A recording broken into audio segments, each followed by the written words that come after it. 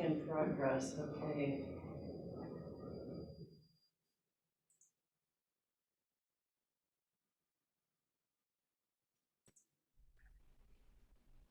Yep.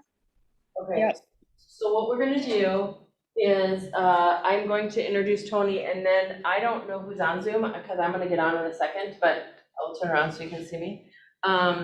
So Tony's super amazing. I used to share an office with her, now I don't, but clearly there wouldn't be enough room in there for us to share. She's going to introduce herself, a little bit about her background, and then I will have you guys introduce yourselves, and then I'm gonna be on Zoom, so if you have any questions, you can put them in the chat, and I'll let you take it away, lady. It's actually over there. Yeah, you have to see me. So, You have to see me. yeah. Okay, you can see me. Hi, guys. Tony Cater. I've been selling real estate 26 years. I spent 20 years at a competitive brokerage. That was my home and my family. And Olivia invited me for a cup of coffee, and as so many goes, right, that changed the world and changed my business. So I was doing about 2.5 million for those 20 years. I did spend about 12 of those years as an admin assistant on a couple different teams and buyer's agent. And then I went out on my own in the middle of 2009. So right as the world exploded as far as the bubble bursting, I went out on my own. And I was doing about 2.5 million a year. And Olivia saw in me what I couldn't see in myself. And I came here in my first year, I did 5 million. And I was consistent in that until last year. I jumped to, I was at 7.5, and year, I am already pended and closed. I want to say I'm at 8.5 or 9.5 million. So do what they tell you to do and dream big. So I've done a lot of CMAs and I've done them a lot of different ways. And so I'm going to do my best today to kind of pretend you're here with me and I'm doing a CMA to a seller, right? So I have, when I do this, when I show up, I read the people, right? So this particular CMA was an older woman that was selling. She was referred to me. I would not have showed up with my computer for her.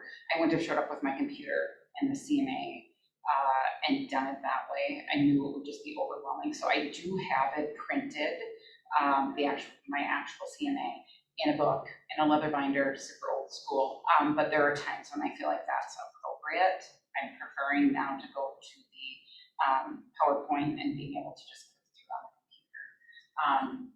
As well, when I do this, which this is the market analysis from North Star MLS, I will print it. So I have black folders that have my card in them, and then I will print them a copy of the CMA, copy of the estimate of proceeds, and a copy of my lore, which I'll go over in a minute.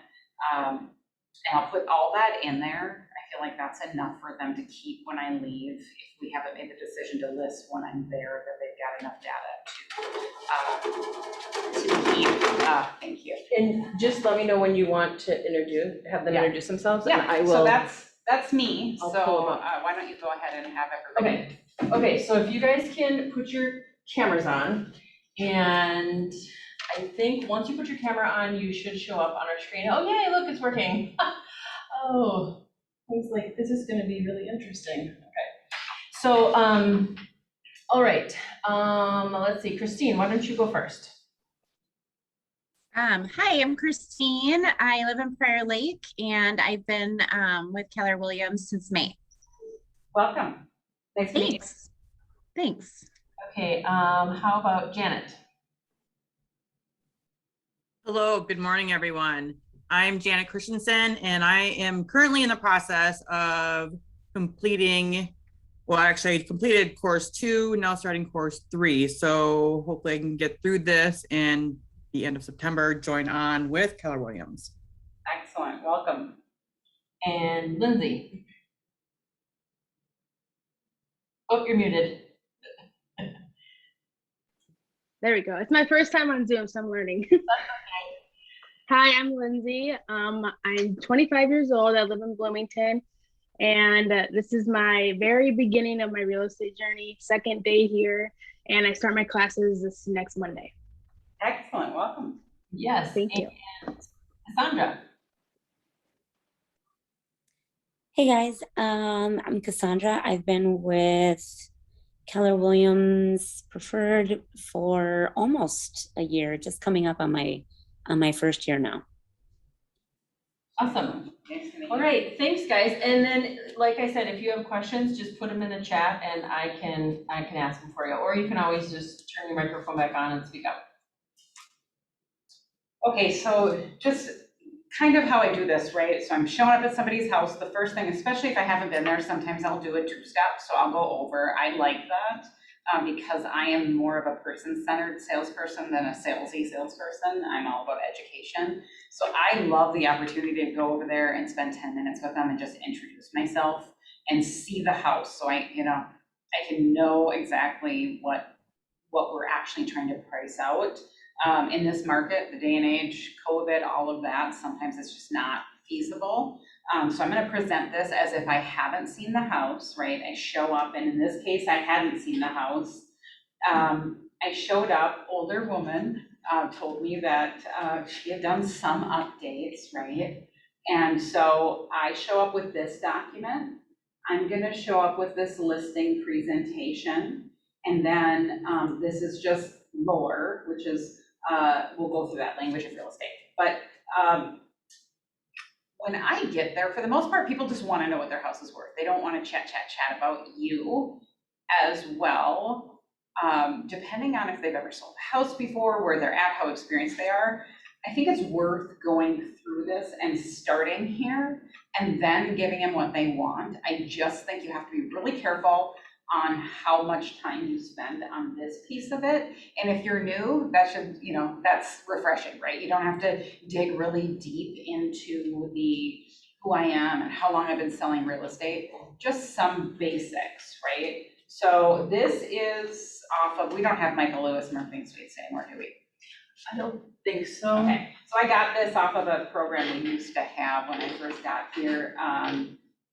So we're gonna pretend I'm talking to you guys as if you're my seller. So I would just say, obviously I'm Tony Cater. I'm gonna figure out how to do this because I'm used to doing it in a PowerPoint, so I can just click, right? So I'm just kind of jumping through. And the whole intention of this for me is just to look super professional and, high class, like I know what I'm doing. I stop on this screen, I just tell them that I have been selling real estate for 26 years, and my technique for selling real estate is really all about education, whether buying or selling. I'm working on educating them in this market about their home and how their home fits into this market, and then that's where it lies for me, is being able to educate them. These are top closers or sales, listing agent, etc. Over the last few years, and some pictures, again, making it look pretty. I tell them I'm out of 175 agents, I most months end up in the top 5 or top 10. That's a really good point, because I do that as well, and so all of the PC agents can use that in these presentations, right? It's as soon as you have a closing, you get put on that.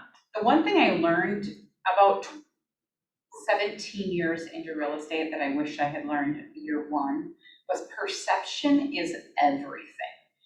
And perception isn't necessarily based on truth, as we've all learned in the last few years. Like, there's all these things that you don't know if perception is real or if perception is an idea, right? And so it's how they perceive you. So when you say, if you're new in the business, just say we. We blah, blah, blah. We've sold more homes in our office this year than we did last year, right?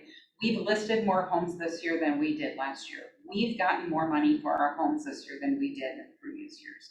We are getting, right? Those statements are complete truth. You're not telling a lie. You're just using the office information versus just standing. Those people have no idea. We do this every day. They do this once every 2, 5, 10, 20, 40 years, right? And so when if you have one of these from the PC program and you're in that, they don't know what the PC program is. So you can say, I have been in the top 10 of my of my group, right? Talking through that. And again, you can grab numbers from the office, which I know Jessica would help you do if you're presenting something like this. And this is a really just quick fact sheet on me, right? So 25 years in real estate. I'm changing this to over 25 years because people don't care that it's 26 or 27 or 22, right? It's over 25 years. And then these are the numbers, again, that I would, if you haven't sold anything, focus on the office, right? So I'm saying that if sellers get more money, I get my sellers more money on average than the average MLS agent, right? So in 2020, the average agent was getting their seller 98.7. In 2020, I was getting my clients 102%. And that is not by accident, that is intentional. And I'll share with you how I do this as we go through this process. I provide my clients quality, world-class service, right? I am an over-communicator. I am very responsive, and I work directly hand in hand with my photographer, with my closers, with my lenders, with everyone, so that you know things aren't getting dropped as you go through the process with me. And I'm more than a sales pitch. I am here to educate you, to help you, and help you figure out if selling your home and selling your home with me is the best option. I sell homes 87% faster than the average agent on MLS. In 2020, my homes were selling in 6 days. The average home was selling in 48 days. And again, I don't think that is a coincidence. One of the things I do is staging a home. I will walk through your home if you sign with me, and once you sign with me, I will walk through room by room and tell you what I need you to do to each room, that it photographs like this, so that when the buyers see your home on MLS, I bring in my photographer and they take professional photos and we put it out on the market. You will have that feeling like your home is a model home, and people will want to come see it, and they'll be fighting to come see it, and hopefully they're gonna be fighting to write offers to beat each other out to buy their home. So I have been doing this long enough that I know what works. On occasion, I will bring in a professional stager, but for the most part, I've worked with professional stagers for so much of my career that I no longer need a professional stager. I can do that with you. There are times that actually having a home professionally staged, putting furniture in, is important if a home is vacant. This seller had a vacant property. It was an investment property. He spent $1,500 staging the property, the few rooms, and we got all that back probably times 10 when we did that, because this just showed poorly. It was a great condo in the city, but it was just too raw. And these are some other homes. I listed this property, and this was before this market, but it's sad, right? This was, like, in my opinion, this is the worst of all the cabinets you can have in your home, is this 80s white and oak thing. They had put the stainless steel in there thinking that was gonna do it. And we hired one of my painters who does cabinets, and I have a granite guy that gets really good price granite. And so we went from this to this. We pulled it off the market for 1 week. And we changed these two. This is the only thing we changed in this, right? And they spent a total of about $5,000. They'd been on the market a month at this point, because they didn't want to do it. They thought it'd be fine. We changed to this. I had it rephotographed, and we sold them multiple offers in 48 hours. And then this is another one, right? Typical house. And I tell people, because people are embarrassed that this is how their houses look. I always say, because they'll say, oh, I'm so sorry, my house looks like this. And I say, how we live in a house is different than how we sell a house. That's my statement. And I tell them that my house looks just like this, right? Stuff stacked everywhere, too much clutter. And that's how we live in houses. Some people live differently, but the average person, this is how they live. But this is the goal, is to get it to that same room to appear this way. This is a home that I went in and staged with the sellers to get it, changed out some light fixtures, did some painting, and again, sold the multiple offers. So that's part of my marketing strategy, is making sure the home is staged room by room in a way that when they photograph and when people walk in, it looks amazing. I do bring professional photographers in. I do professional flyers. Again, this market, it's rare that we even have time to get flyers in a house, and that's okay.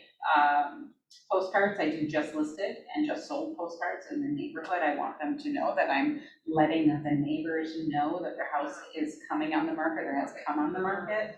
Again, in this market, it is rare these are going to get out in any time of fashion before it's sold, right? Technology. People don't understand broker reciprocity. And if you're new, you might be like, I don't understand broker reciprocity. Broker reciprocity is the fact that our brokerage has an agreement with Northstar MLS, who takes in all their data, that we all can share any brokerage's information that's a part of that, right? So if it's on MLS and they go to kellerwilliams.com, they're gonna find that listing. if we take a Keller Williams preferred realty listing and we put it into the MLS, it's gonna show up on Edina and Remax and every other company out there that's advertising. Again, people don't understand that. So just knowing the word broker reciprocity, it makes you sound smart. And explaining what it means, that broker reciprocity just means that when you list your home with me, it is going to go out to the whole world on the internet to be seen. And I just, again, hit these at high points, right? It's gonna go out to all these different websites. I'm going to take your photos and they're going to be in a virtual tour format, and they're gonna go on my website, they're gonna be on MLS, and so it's gonna take it, that first impression. At this point is when I'm gonna talk about, because they've all been on Realtor.com or Zillow or wherever they're going, and they've looked at the houses that are, some realtor took a picture with their really old iPhone and didn't have the flash on, you can't see the room, and it's of a toilet and a dresser. And they're in the reflection of the mirror. Right, and there's like a cat laying on the edge of the couch, and you have no idea what that house looks like, you can't hit it. That's what's so important in this day and age. We are in a day and age of instant gratification and visual stimulation. And so having professional photos that are presented out to the world from the second their house hits the market, so if they come on as a coming soon, I do not go on as a coming soon without those photos any longer, because it drastically changes the outcome when I go from coming soon to active. Going coming soon, and I know agents right now who are not doing coming soon, they're just putting them on the market, and there is a difference in the final sales price because we're low in inventory, as we all know. We're low in inventory. And so getting it out there, now it doesn't need to be out there for 3 weeks, it can be out there for 3 days or 5 days, but putting it out there with all the information and great photos drives that momentum to get people into the house. Social media, I do put everything on social media, both my Facebook page and Instagram. If you don't have a business Facebook page and a business Instagram, I would encourage you to. It is a great resource.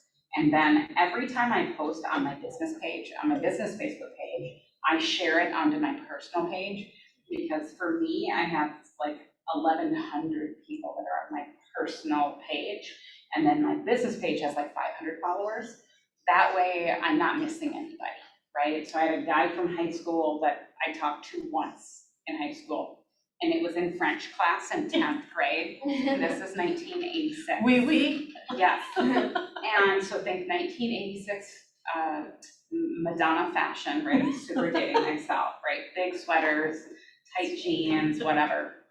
And this kid had moved to our school, and he turned around, and the only thing he ever said to me, ever, was, "Why don't you ever tuck your shirt in?"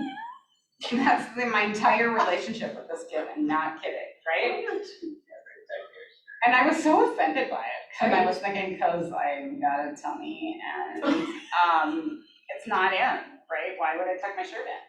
I'm not in gymnast, I don't have that now situation happening. So, kid you not, that's the only thing this kid ever said to me. But somehow we became Facebook friends, right? So I did the Facebook friend thing from my personal page, like invite everybody, and it just invited hundreds of people over several days, and I'm not kidding.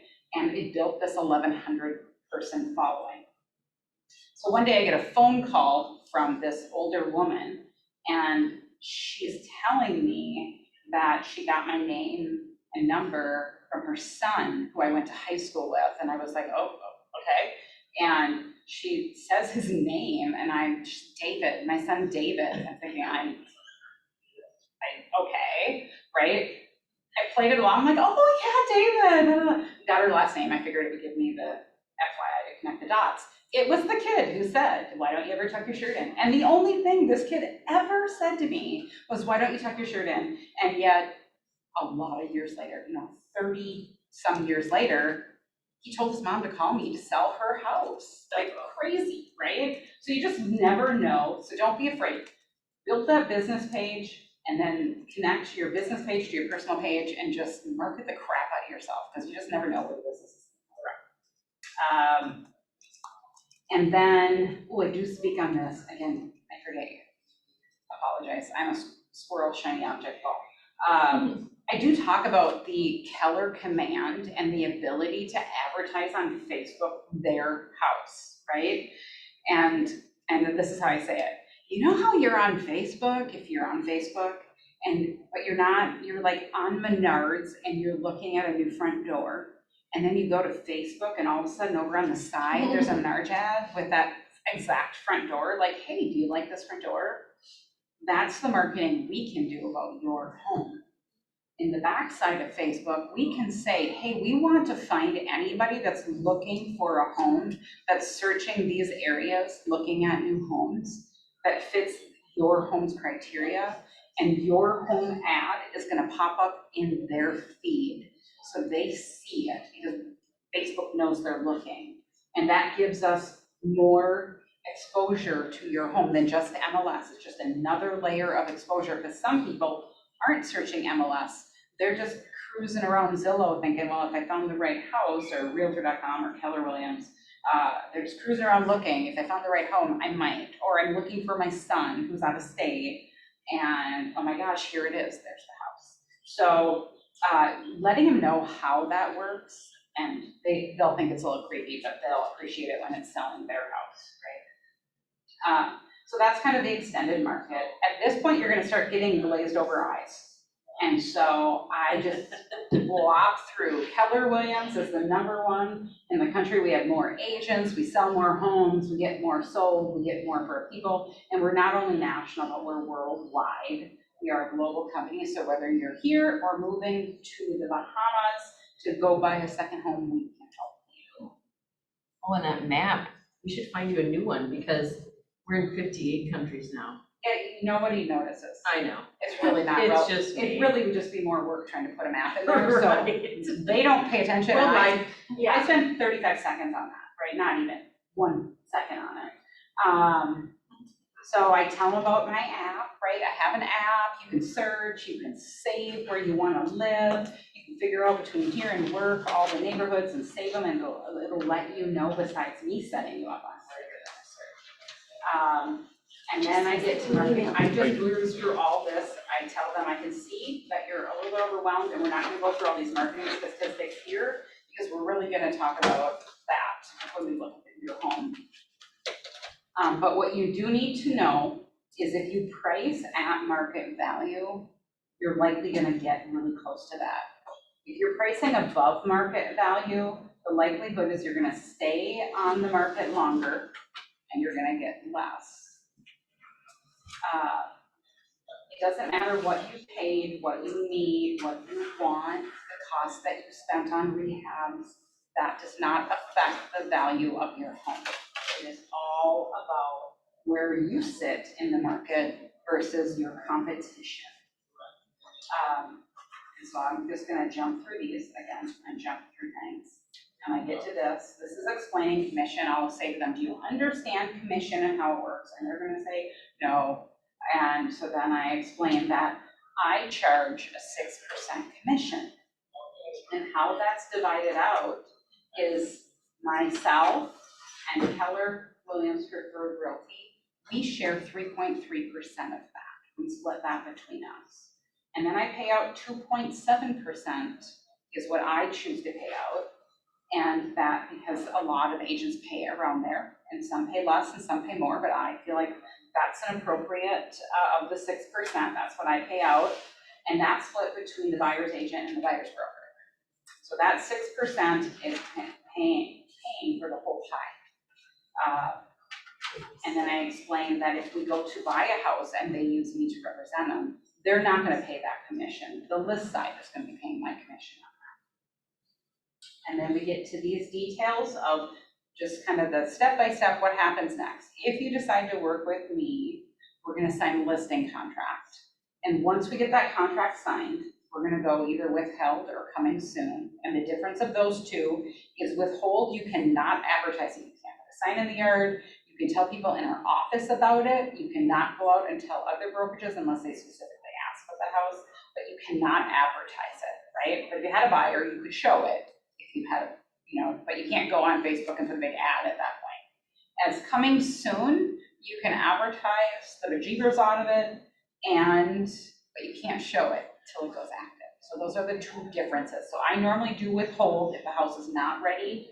I'll do a withhold so I can get, help them stage it, get the photographer in, get the photos, get all of that into MLS, and then we switch to coming soon. And then I like to do coming soon like on Monday, and then I go live on Friday mornings, Thursdays or Fridays. But I like Friday morning, that way in this market, Friday, Saturday, Sunday is chaos. Lots of people through, they can plan a weekend away if they can, come back Sunday night, and by then we should hopefully be in multiple offers, and Monday morning I can present and stuff. So that's what I throw in there. But I'll put a lockbox on the door. It is an electronic lockbox, so it keeps track of anybody that opens it. It's only open from 8 a.m. to 9 p.m. So we know if you're out of town, we don't have to worry about somebody accessing that overnight. And if you come home and you say, Tony, I know there was somebody in my house, I'm freaked out because there wasn't a showing scheduled, I can pull it up and know if they accessed it via this lockbox.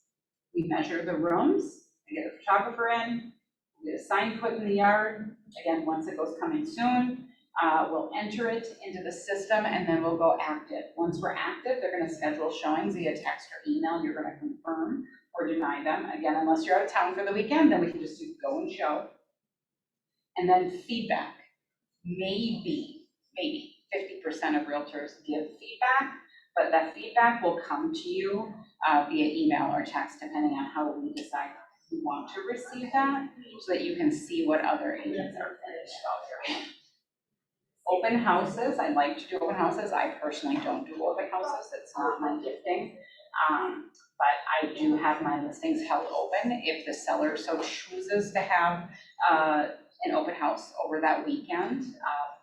So I do encourage open houses just because it gives a resource to agents in our office who do like to hold open houses to access more buyers. It shows traffic for the neighborhood. It's that chaos of that, so that helps me because my sign's in the yard, right? The neighbors are seeing that it's me. So we've already talked about the feedback. I talk about staying in communication. I'll let them know what's going on. Once I have one offer in hand, I never tell them that, and I explain, you're gonna get feedback that says we're writing an offer. And some of those people never write an offer. And then I'll call them and be like, hey, you said you're writing an offer, where's that offer? And they'll say, oh, we saw a different house after we saw your house, and they decided to write on that one instead. So setting that expectation with your sellers that sometimes that feedback isn't valid. So they will know we have an offer when I tell them I have an offer, and that means it's in hand. Once we go to 2 offers in hand, then I change it to we've received multiple offers, we're calling for highest and best at X time, assuming the sellers are okay with that, right? So we have that conversation. How do you want to handle multiple offers? Do we want to set a time? And then all offers have to be in by that time. And so I'll talk through that with them. And then once we get through that, right, we accept an offer. It's probably going to be subject to inspection, or it might not be. So I'll discuss the fact that if they write subject to inspection, they have anywhere from 3 days to 10 days is the normal to bring in their inspector they hire to walk through the home and get an education on the house, right? In the current market, we're seeing a lot of people forgo an inspection.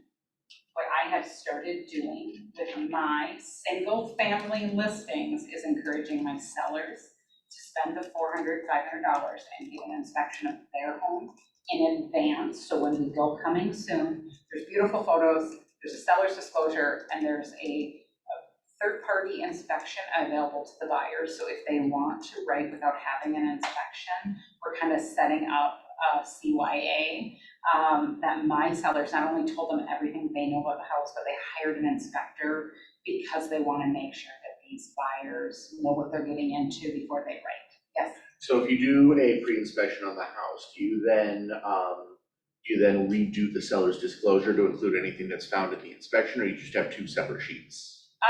It would make sense to do, so the one I just did this last week, she had already filled up, older lady, a lot of older ladies this year. Older lady, she'd already filled out the seller's disclosure. The inspection was after, it was like 2 days before we went on the market. So by the time we got the inspection report, it was the day before or the day of. And the only things that came up on there were 4 super minor things like backflow preventers on the outside water thing. So they knew all that, and she repaired there was 4 items that needed repair. But yes, I agree. I would, in a normal situation, like to see the inspection at the very beginning of the withholds done. That way you have that, so they can, A, decide if they're gonna fix any of those things. And if they do, then they can put it on the disclosure that, the water spigots, the inspector recommended backflow preventers and they've been installed, right? Or even on the other, like, all 4 items noted on the inspection by the inspector that needed repair have been completed by seller on this day, right? So great question. Do you ever mark up the inspection and say like the things that they've fixed too? I don't. Okay. I would have the seller mark up that, yes. Yeah. I would have the seller mark it up, like I fixed those Right. items were repaired on the day. That's another way, but yes. Yeah. I would just make sure, right, that the buyer acknowledges receipt of that inspection as well. Because I'll tell you, I listed a house last Friday, inspection, seller's disclosure, super clean. And I got a bunch of offers in, and we had 23 offers between Friday and Sunday. And I said to some of those agents, I said something about they said, no, we're not having an inspection. And I said, great, did you read the inspection? Did you give your buyers the inspection that's on MLS? And they're like, no, I didn't even know it was on there. Like, right, so that's where us being going the extra mile for our clients to help them. So in that case, then you do something like you listed the agent remarks on MLS, inspection report in document section. Yes, because we can't assume that realtors know what they're doing. Right. So Fair. there was a point in the early 2000s when people would talk about realtors. I would say, you know what you need to be a realtor? A heartbeat and a breath. That's it, right? Because it was a crazy market and you could sell anything. Like everybody was selling. And as we've gone through this, I don't say that anymore because it's not nice, but it's true. Because there is a salesperson for everything, right? Think about when you go to buy a car and you got some like super high pressure, like salesy person. For me, freaked me out. I'm leaving. I'm never buying a car from that person. I hate it. But I know people that's what they like, right? So when we're listing a house and dealing with the buyer's agents, or we're a buyer's agent dealing with the listing agent, we just can't make the assumption that they know what they're doing or that they're doing it right.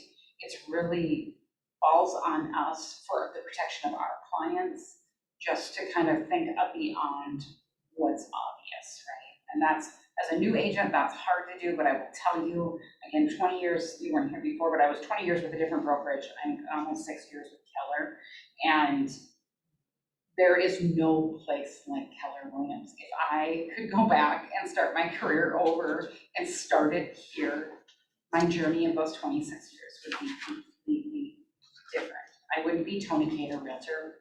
I'd be Tony Cater Home Team or whatever, right? They give you the skills and all the classes and everything you need to build yourself into the best realtor.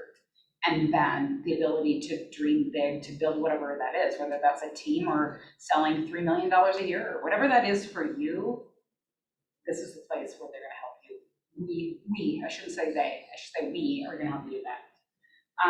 This is probably my #1 sheet where I spend the moment with that, because this is great data, makes you sound smart. What I learned is the area of the brain that is associated with smell is the only sense that is instant recall, right? So think about things like when you used to go visit your grandma. Like my grandma lived in the city and always had like wet, damp basements, and the house always had that like wet, damp basement smell that I love my grandma, so that smell to me is happy, right? Or walking in, your mom's making chocolate chip cookies after school, and bam, right? Everybody knows that smell, even if you don't like chocolate chip cookies. Smell is instantaneous recall. So if you walk into a home and somebody just made a huge Italian meal with a ton of garlic, and you love garlic, your stomach goes, great, I love this home. But if you detest the smell of garlic, your stomach goes, ugh, and they have a hard time seeing past that smell. So oftentimes, right, these are the smells that kill a sale all day long. Cigarette smoke, right? Seller's 80 and has smoked in the home for 45 years and it's in there. And you bring a young couple in, they want a fixer-upper, and it reeks like cigarette smoke. They are like, we'll never get the smell out. We're out of here, right? I was working with a client, we found several homes where they were cleaned up, they were very nice. You could tell that the previous owner was a cigar aficionado, because you walked into a room and it would just hit you in the face with it. So there is, just so you guys know, there are companies out there that are like the odor eater guy, and he guarantees his great work, and they go in with ozone machines and they clean it, and it's guaranteed as long as the person stops, they're guaranteed. And I have had him come in and do a smoker's house, and you could not smell it. Amazing stuff, right? The cooking, I would say garlic and curry are the two scents that you either love or you hate. There is just no in between, and it doesn't matter to me. I don't care what smell it is, but the fact is there are buyers that if they open a door and, right, so you have your first impression is always smell, and this is what I tell people. When I walk up to your house, yes, we see the outside, that's great, but the second the seal's broken on the house, there is a vacuum to a house, right? And pop the seal, especially Minnesota and 70 below. What we smell is the first impression of the house. And if it's any of these four, their impression of the house just changed. If you have one of these plugged in every room, and the person's allergic to scents, which a lot of people are, they want out of that house. If you have one of these that has leftist marking in every room, and they're allergic like I am, they can't get past it. So addressing these items before we go on the market is always the key. So if they have the pet situation, and get the carpets cleaned, what can we do, right? We do not ever put these in, ever, ever, ever. If they insist on a fake smell, I tell them to do the reeds in the glass, and I tell them to do the expensive ones. Don't go to Walmart or Target and pick up the cheap ones. Go find the good ones and find a neutral smell, clean linen, right? Don't do vanilla. Some people hate the smell of vanilla. I know a guy who hates cinnamon so bad it makes him angry. So if his wife buys a cinnamon apple candle in the fall, they can't have it in the house. He literally gets a visceral response to cinnamon. So we don't know what people's responses are. So I like to avoid that, but if they're going to do it, I tell them to do like a fresh scent, a clean linen, kind of a clean laundry. I ask them not to cook any heavily scented meals within the few days before we go on the market and while we're on the market. If it's smoke, I'm gonna get in my odor guy. We're gonna deal with that. I'm gonna tell them they gotta smoke outside, not in the garage, outside. And the pet thing, there's only so much you can do. I mean, that's one of those things. If it's a really strong, and they'll say, do you smell? Can you smell my 3 pit bulls? And I say, yes, I can.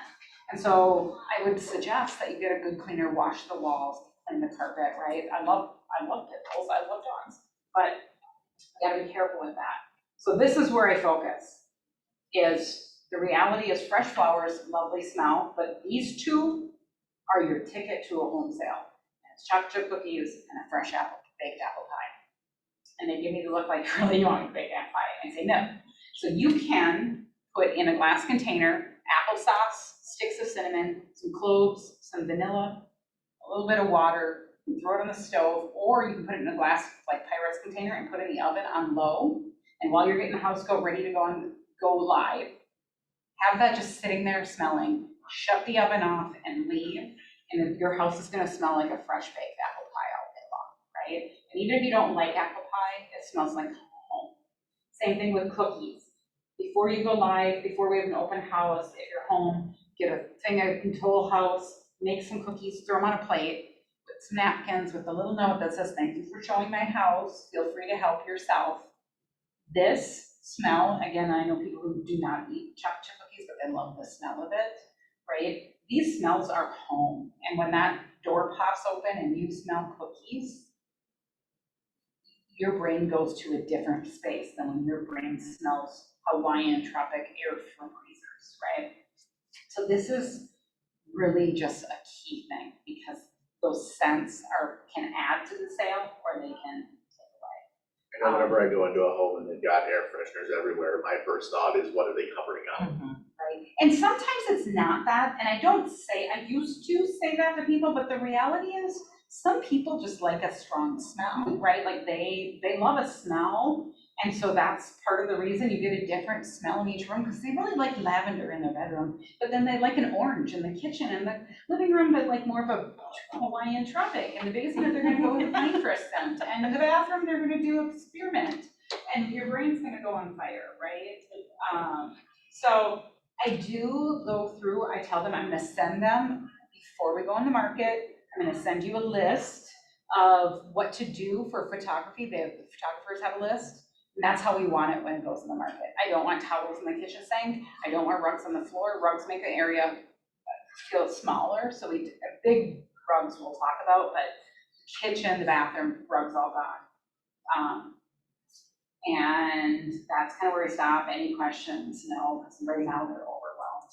Then I'll touch this, which this is the language of real estate, right? So this will be in their file that I give to them to keep, because I tell them, the proof is just in the numbers.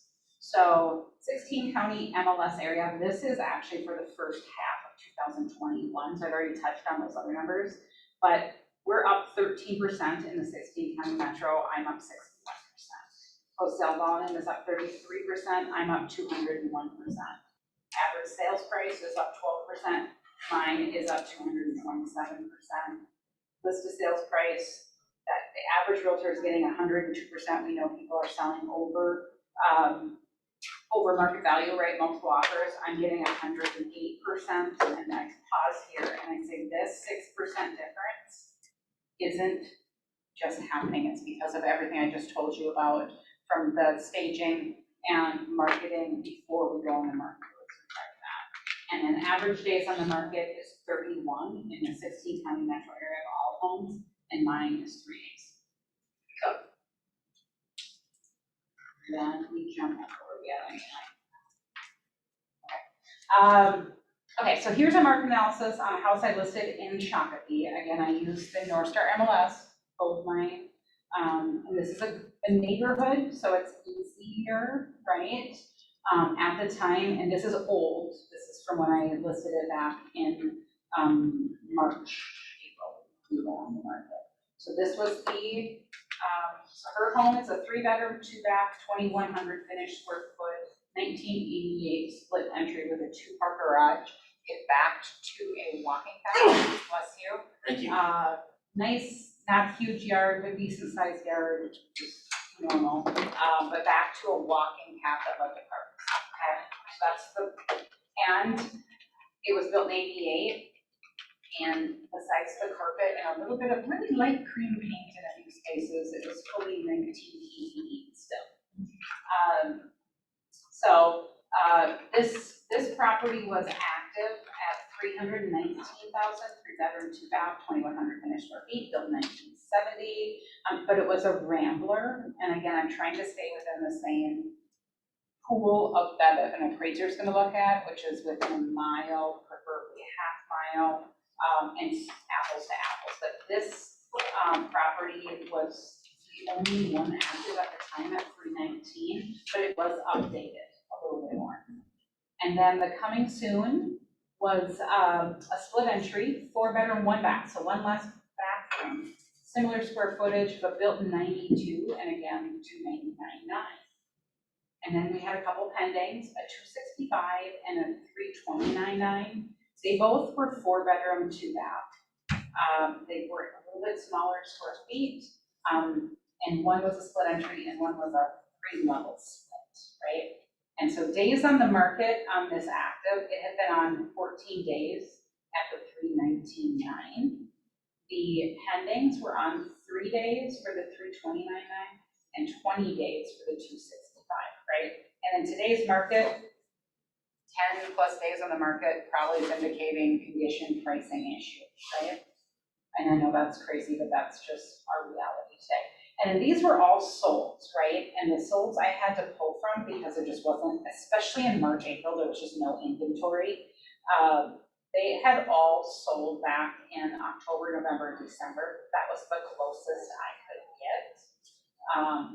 And so that was, again, a little bit, market's changing, a little bit different market. They all sold in under 30 days, right? And so we had a 4-bedroom, 2-bath, smaller, built in 67 at 230. A 2-bedroom, 1-bath, 988 finished square feet. So basement was not finished at 280, but it was 2009 built. 4-bedroom, 2-bath, 1,700 finished square feet, same year, split entry, 289. 4-bedroom, 2-bath, 75, and smaller at 302. 3-bedroom, 2-bath, a little bit smaller at 302. 3-bedroom, 2-bath, 1,700 square feet, so a couple hundred less, 305. And then a 4-bedroom, 3-bath, so we got another bathroom on this one and similar square footage, but built 92 and a little bit updated, 320. And then we got a 318 and a 321, right? So all pretty close in square footage to hers, a little bit different in bedrooms and bathrooms depending on the property. And again, these were all really close to her home. But the average price was $296,500 for that. And then there was one that was TNAS, and that was a 3-bedroom, 2-bath, 1,500 at $299,900. So the median sales price was $302,000. The average comparable was $298,775. Okay. I don't spend any time on some of these sheets. I keep them because I do give them a copy. The one thing I will do is when I'm going through these houses and we're actually looking at them, I personally print out a separate printout with the colored pictures of the inside of the house, the 9 pictures or whatever for single family or townhouse or whatever, because that's the ticket, right? Like this house at $299,900, it could all be lime green and shed carpet inside, or it could be all white and gray and beautiful, and they need that information to compare to theirs. Yeah, and when I go through these, if it's one of those that's like, oh, sold before print and there's only one, I usually take it out because we have no idea what the inside looks like. And even if it was a great price or if it was a low price, it's not gonna help us for Right, knowing. unless you call the agent, find out what's going on. Right. You can make notes about it, right? I don't necessarily pull it out if I don't have interior photos, I just acknowledge that we don't know, right? So if it's selling 25,000 over what the rest of them are, we can pretty much know that it was a bomb house and the agent probably sold it themselves to a buyer they knew and didn't put it on the market, right? And then if it sold for 30,000 under, we can guess it probably was a dump and an investor bought it, and right, especially at this price point, right? So I'll have already gone through these, but we'll talk in detail if we need to about any of the comparisons, right?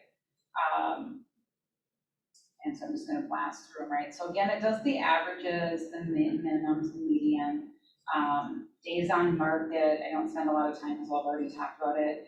This market, I will talk about this, right?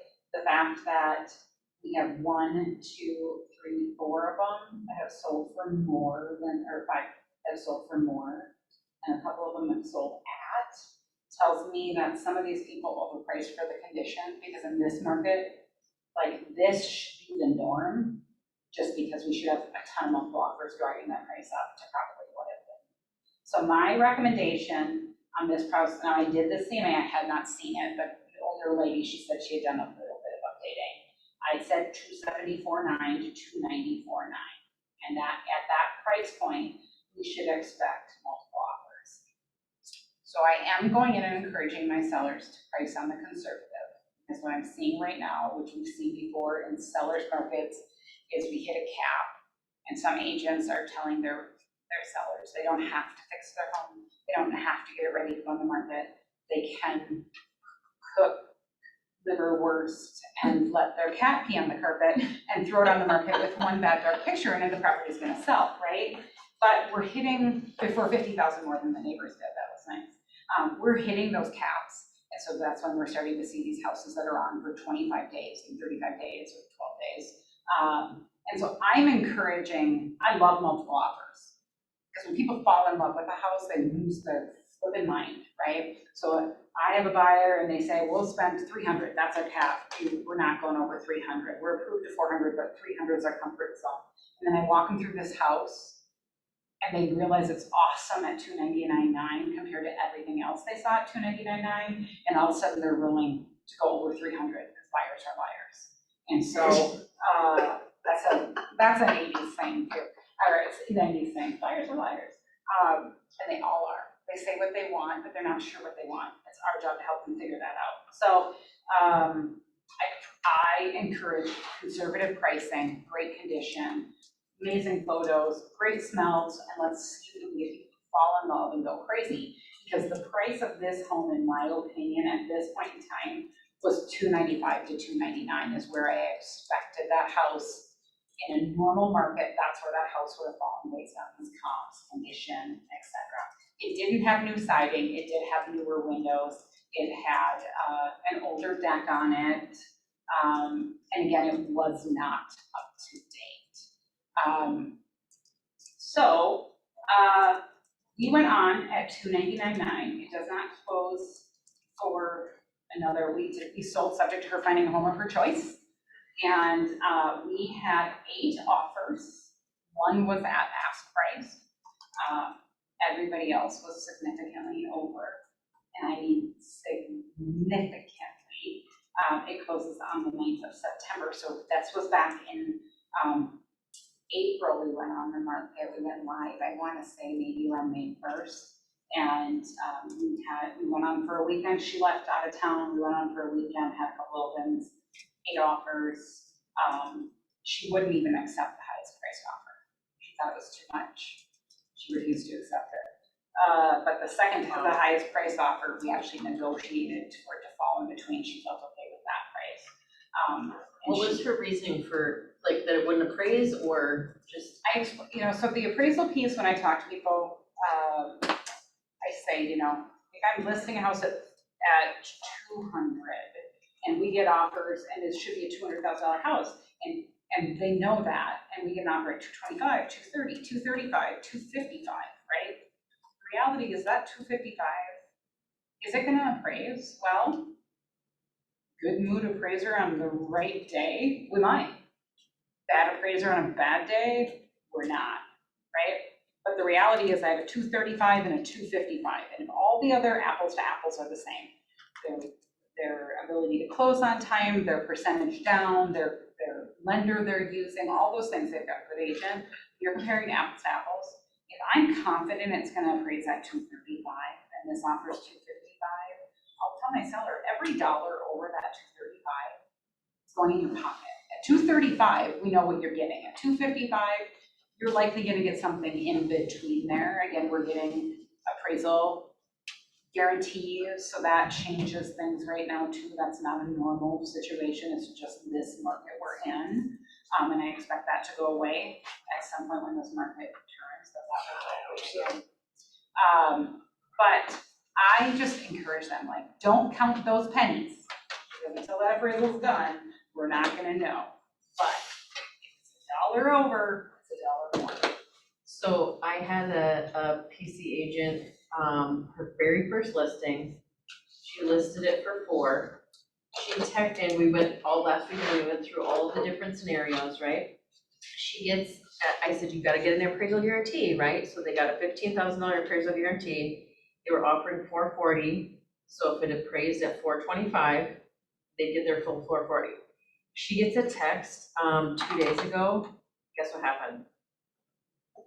We received an appraisal waiver. Oh, and she's like, what does that mean? And I'm like, that means a miracle happened, right? So they aren't going out there, they aren't appraising it, you're gonna get $440 no matter what. And I'm like, holy crap. So what I did I have a client coming in, they're flying in right now, and I and he's showing properties, and my lender said, he's doing a couple, and he said, if you're making an offer and we have about 24 hours before you have to make that offer, let me check, because I can find out if we can get an appraisal waiver. And so you can go in with your offer saying, we already have an appraisal waiver on this offer, so you don't even have to write in the appraisal guarantee because the appraisal waiver is already there. How do they know though? It is something he can submit to underwriting to ask for an appraisal waiver. So these people are 20% down. And that's something you just go through your lender with? Through the lender. Yeah. So if your lender, Yeah, your lender may or may not, but that's a huge thing because there's a lot of buyers that are like, I don't have an extra, I'm putting 5% down conventional and paying for my own closing costs. I don't have an extra $20,000 to guarantee this, right? But if we knew in advance that we have an appraisal waiver, right? And I'm guessing it's gonna be on people that are 20% down or more. Like we got an appraisal waiver for our refi, which was amazing, right? My lender's like, sweet, you don't have to worry about it, right? But that is an amazing technique to check with your lender on. Oh my God, I'm gonna ask him.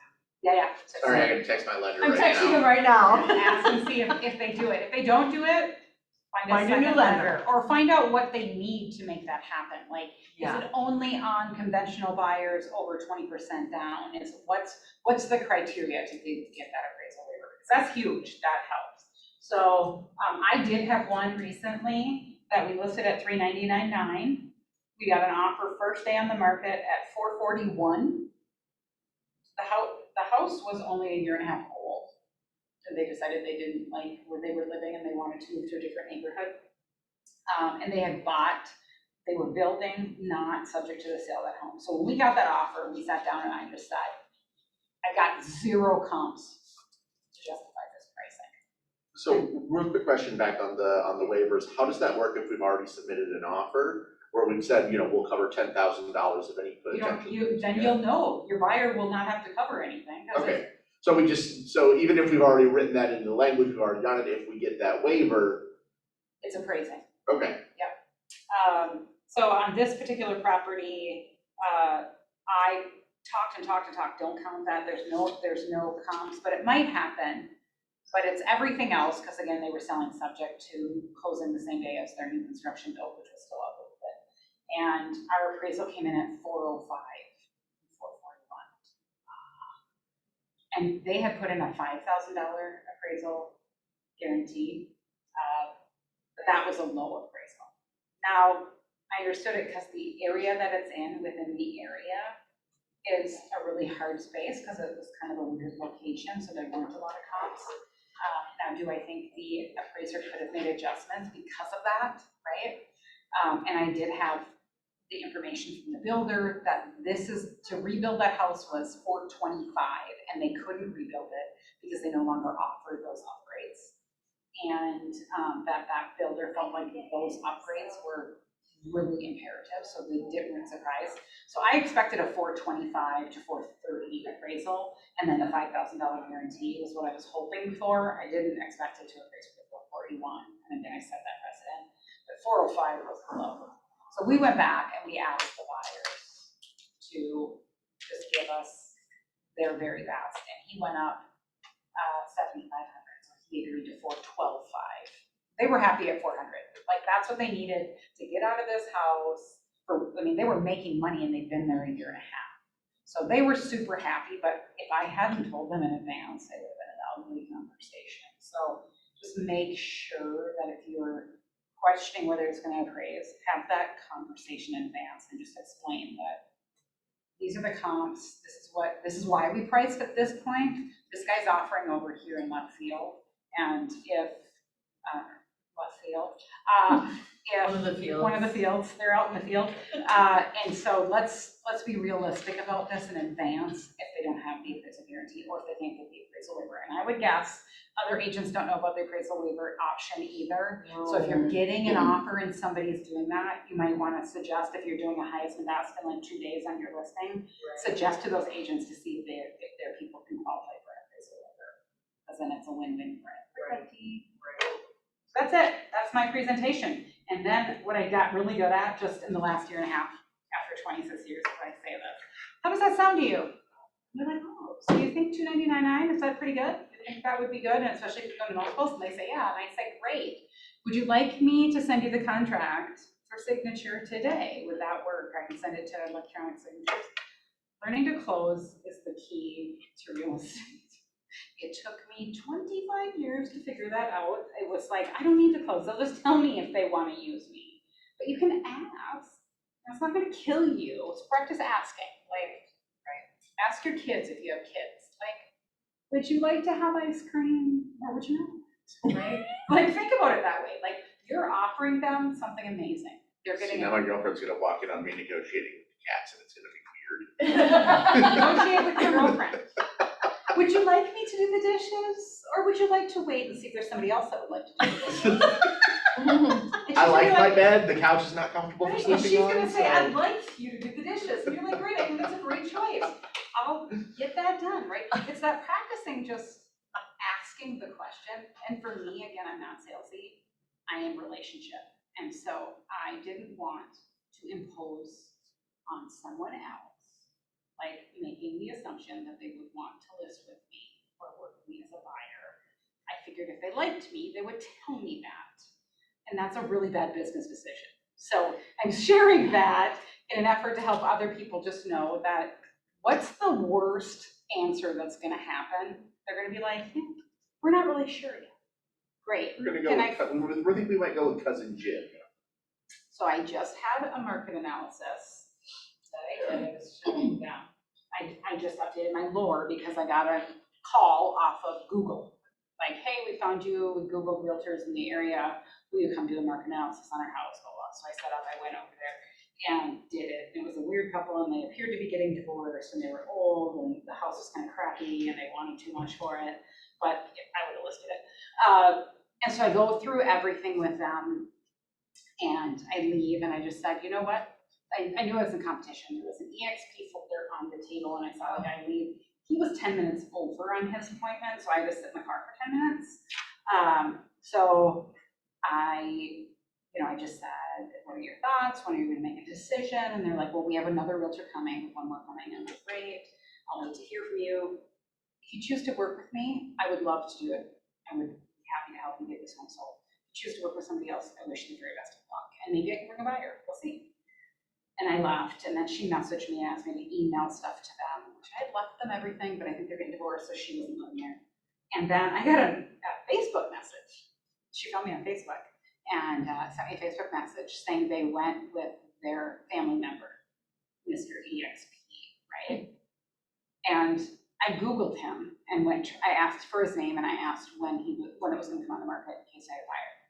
And so I Googled him, and he's been selling real estate 11 months. Oh boy. 11 months, right? He's got no listings, he's got pretty much no experience, and super painful. But they asked me 3 times if I would discount my commission.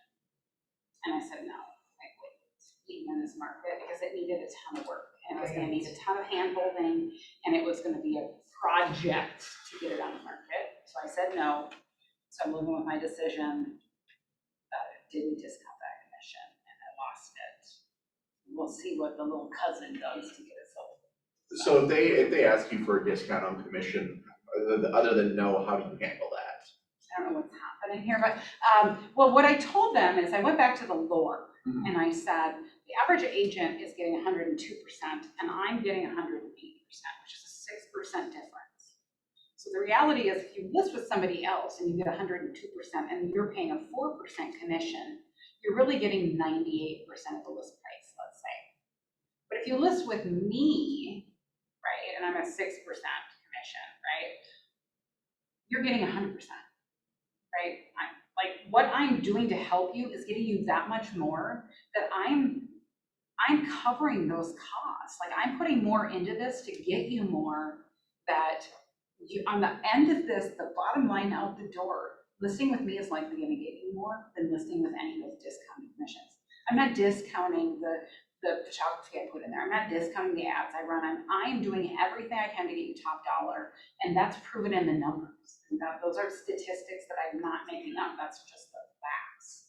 And so I've already shown you that. And then I also go into the Keller Mortgage right, that we can offer the Keller Mortgage 0+ loan, and that, but we're in a market where that kind of shifted by January, where I was last fall, being able to say, buyers are gonna come in and ask you to pay the closing costs. Keller Mortgage gets rid of the lender fees, the lender origination fee, lender loan doc processing fee, et cetera.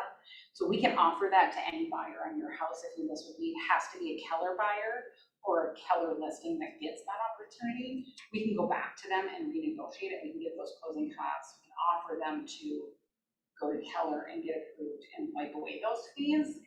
And most of the time, they'll either do that or they'll go back to their lender and ask that lender to do something similar, and we get them off the table. But right now, magically, 2021, nobody needs closing costs. Like, suddenly everybody has enough money. I know, right? It's like a miracle. Like, everybody has enough money to pay their own closing costs out of nowhere. And appraisal guarantees. Right, and extra, right? Like, it's a miracle. I'm not sure what happened, but, so that's where I go.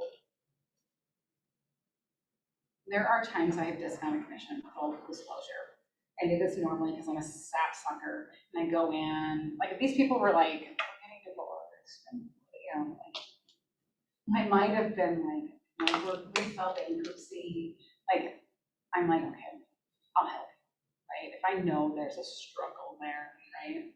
Sometimes I will do a little bit of a discount. I always pay out the 2.7, but I'll eat it for the right people. These people, nah, it was too much work. It was gonna consume a bunch of my time that I didn't have right now to give them at a discount or at a full commission. I was willing to give them that. At a discount, it just wasn't worth it. Questions? Totally, it's really pretty good.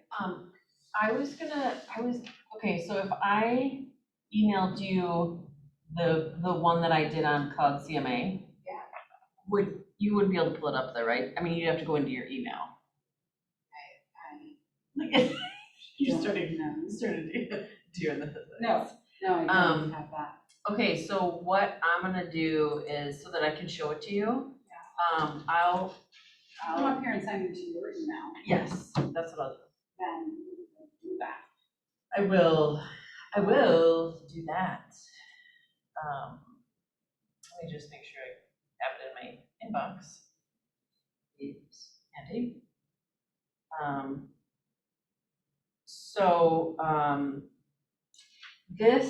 This one is,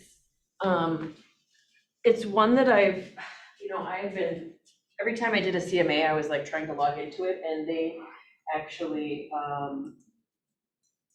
they put in the wrong password, so like I couldn't use it for 2 months. So then Irene got on them, and then I got 2 months for free, so that's awesome.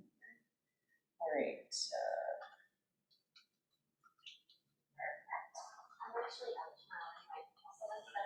The thing with Cloud CMA is that it is directly linked to, I gotta remember.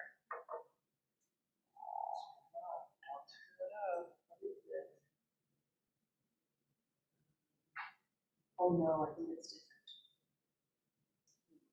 I had to change it. Now we're gonna have a problem.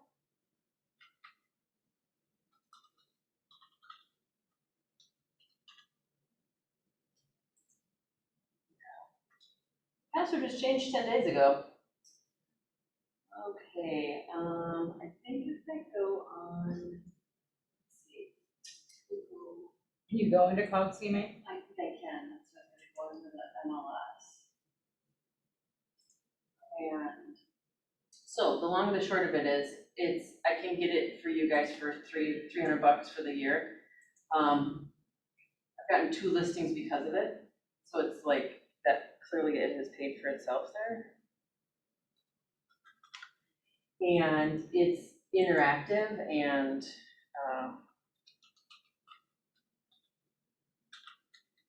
I can't talk while I type. Oh my gosh, seriously.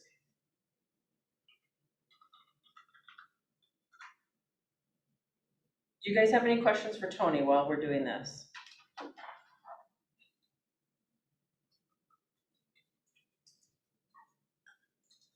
Anybody on Zoom? I don't have any questions, but what she was saying just now with like discounting your price, or your commissions, or taking a cut and things like that. Like I'm like 11 months in, and obviously Jessica, but for 2 buyers I have facilitated, and for 1 seller. I mean, one of it was I was doing both sides, the buy and the sell. But either way, it ends up being 2 buyers and 1 seller that within 11 months I've discounted, basically by facilitating for them, feeling bad and things like that. And at first I kind of thought, okay, like something is better than nothing. I'm in my first year. Like, I need to do something. It's more for me to learn to how to facilitate, so I know how to do things. And I did all of the work for listing it. That way I could use it as a marketing in the end for, doing a sold, and send them, the reviews and stuff so I can get some more reviews. So I thought all of this is better than nothing. But honestly, at the end of the day too, like, it was so much, especially one of them, it was so much work. We started in May and we just closed a couple weeks ago because there was so much that went into it, and there was like an encroachment on their property. We had to get, lawyer involved. Like, it was just, there was so much stuff that had happened, to know that at the end, especially once you take out your own taxes, how much you're making was just kind of a slap in the face. I was still happy to help them, but I will say that because I did 3 of those, that alone may be a reason why I personally won't cap. And then at the end of the day, it just kind of ends up being this thing where I felt like I did a little bit more damage to myself by doing all of those cuts. And it's nice to help people, but I feel like there has to be a line in your own head and in your own heart of how many times you're going to do something like that, and what you're really taking off of your own table by doing it. Were they people you knew? Family, friends kind of thing? Yeah, all 3 of them. 2 of them, the buy and the sell on the same transaction, they were family. And then the other one was a longtime client that I already had from our business in town.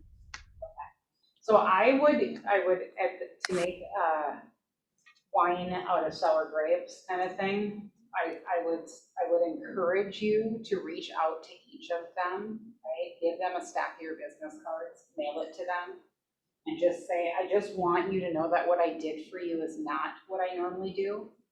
And I don't want you mentioning it to people because I won't be repeating it. That was an exceptional thing I did for you because I care about you or in this situation. Right. But in return, what I'm going to ask you to do is over the next 6 months to hand out these 6 business cards to 6 people thinking of buying, selling, or investing.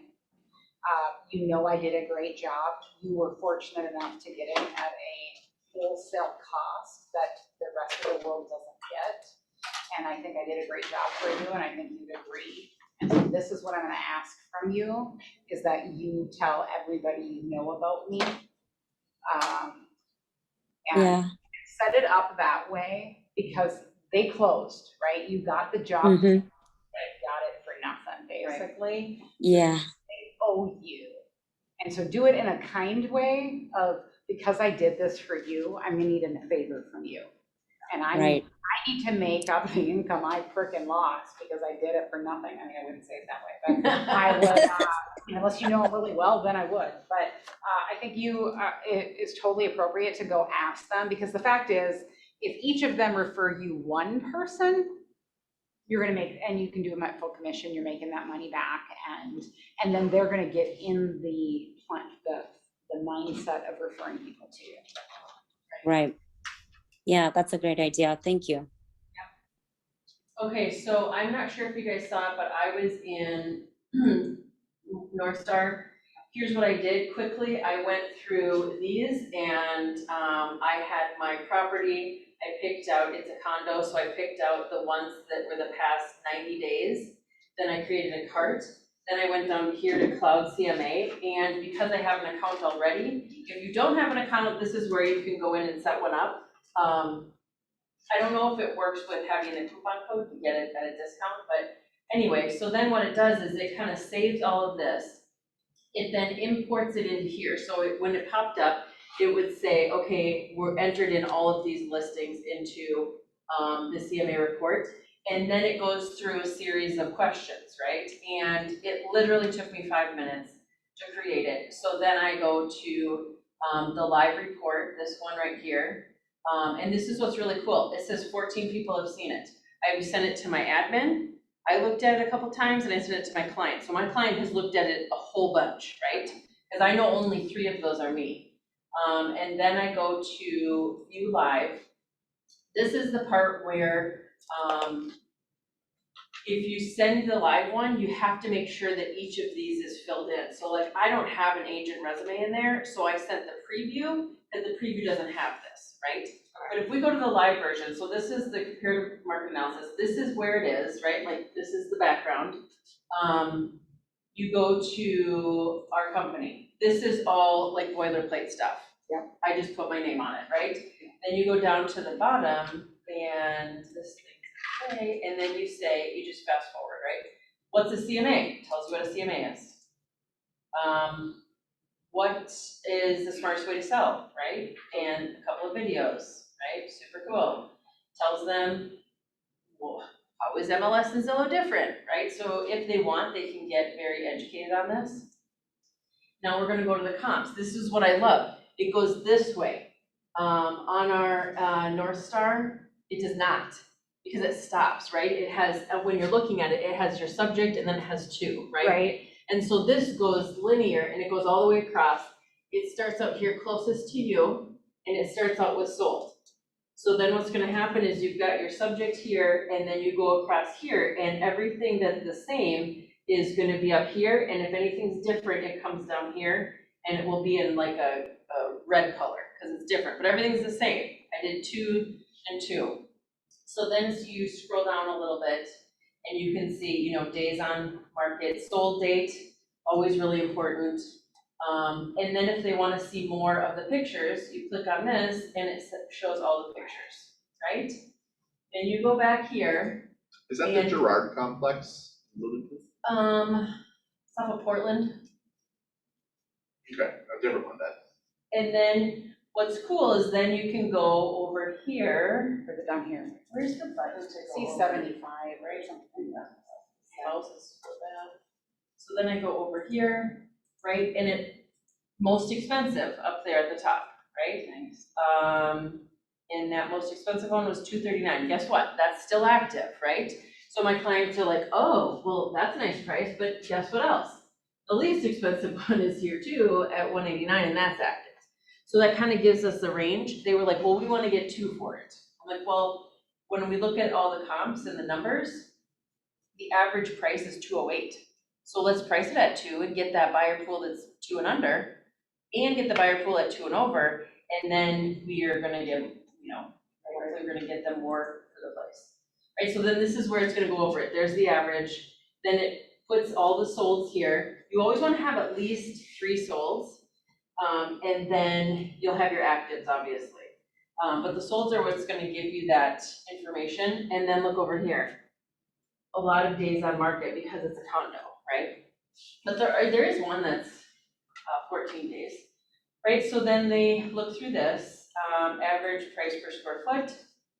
So there's a map on that, and then time to sell. So this is days on market and then the percentage of list to sale price. Online valuations, how accurate are estimates, right? Super good. And so they just take what they want from this, right? Like what they need. There's where I put in 200. I know that they had to pay off, the payoff was 75, so they're gonna make 125 here, right, more or less. And then the marketing plan, so this I was able to go in and edit. So it said install lockbox and then it says optional. I'm like, well, that's not optional, we're taking that out, right? There were a couple other things because I know that this is a mom and of my client, so they're not gonna be moving. Like this is kind of a sad thing for them. She's in hospice now, so marketing wise, there's certain things I'm not gonna say, like, oh, here's how you move out. It's so exciting. I'm like, yeah, no, that's not exciting for them, right? Commission distribution. So then she said to me last night, I see that we pay both sides. What is that commission?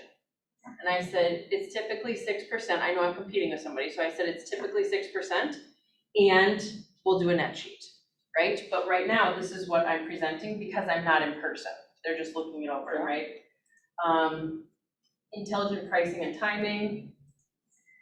This is the other one that I don't have filled out, client testimonial. So then you can add these in there. And then listing paperwork overview, right? So this is, here's how I handle important things, right? HOA details. They don't even know how much the HOA is, so that's on me, right? I'm gonna figure that out for you. And then this takes you back to the home. So then if they want, they can go click on any of these other things, but it's a very quick way to see where am I going with this and what's the most important information for me, right? So to spend $300 a year to just like literally throw this out there and You then, got probably an hour's worth of setup time to make those yes, super professional looking, Yes. right? like I still have to set up my resume and my testimonials. Send me that link. Yeah. I'm just gonna say, right, this is awesome. I'll spend the $300. If you have the $300 and you're, you know, if you don't have the $300, then do the one I showed you, right? Yeah. Because it's free and it's not gonna be that much different. I mean, it will be, but the reality is when you're starting out in real estate and you're getting going, every penny counts. And so spending $300 on this is a great idea. But if you're choosing, like, where am I gonna spend my money? Like, if you don't have an unlimited pot, which most people don't, Right. I wouldn't say this is where I would spend $300. I mean, Right. I think you'd be better off to make flyers and go door knock and spend the money on the flyers, right? Door knocking, get your face out there trying to find a listing, and use a regular market analysis that's free, right? On there, but this is awesome and send me the code. Yeah. So if you and- have the money, this is amazing. Yep, and the other thing too is that you guys can always get a 14-day trial period. So wait until you have a listing that you need to get a CMA for. Go on here and then do that and then cancel it before the 14 days. And then Dwayne, you can get this for your entire team and everybody on your team can use it and it's still only one fee for you and everybody can use it. So HHG uses it and they have like 1,100 CMAs on it, right? And they can just go in and pick, oh, Jason Oliver did this one, boom. So does this save forever? Yeah. Okay, because the one thing to know on the North Star CMAs, they only save for 90 days. I found that out like a year and a half after I've been saving all my CMAs in there. Right. And somebody decided to call me back and say, hey, I think we want a list. Let's look at where we were and where we are. And my CMA was gone. So I saved them all to my computer in a file under their name when I'm doing market analysis. So that's fantastic. So this is the Printed version. the PDF. So this is the one where, I mean, this is super cool, right? It's like, oh, it's personalized to them, right? It has all my info, and then it doesn't include any of those things that I haven't filled out yet, right? Because I can cut and paste and put stuff in. But then, yeah, so that's what, just as an overview for you guys who weren't in here, if you go into MLS and you're doing your cart, when you come down, you go to Cloud CMA, and that's where you can get that account. And then that's where it's like for a team, I think Jason pays like maybe 500 for the year and he's got like the team version or whatever. But yeah, super amazing, super amazing. I will get you that code. Thank you guys. It was great to meet you all. Best of luck. If I'm around, stop. Let me know how you're doing. Stop in, Say say hi. hi, Yes, goodbye. All right, guys on Zoom, let me see here. I know.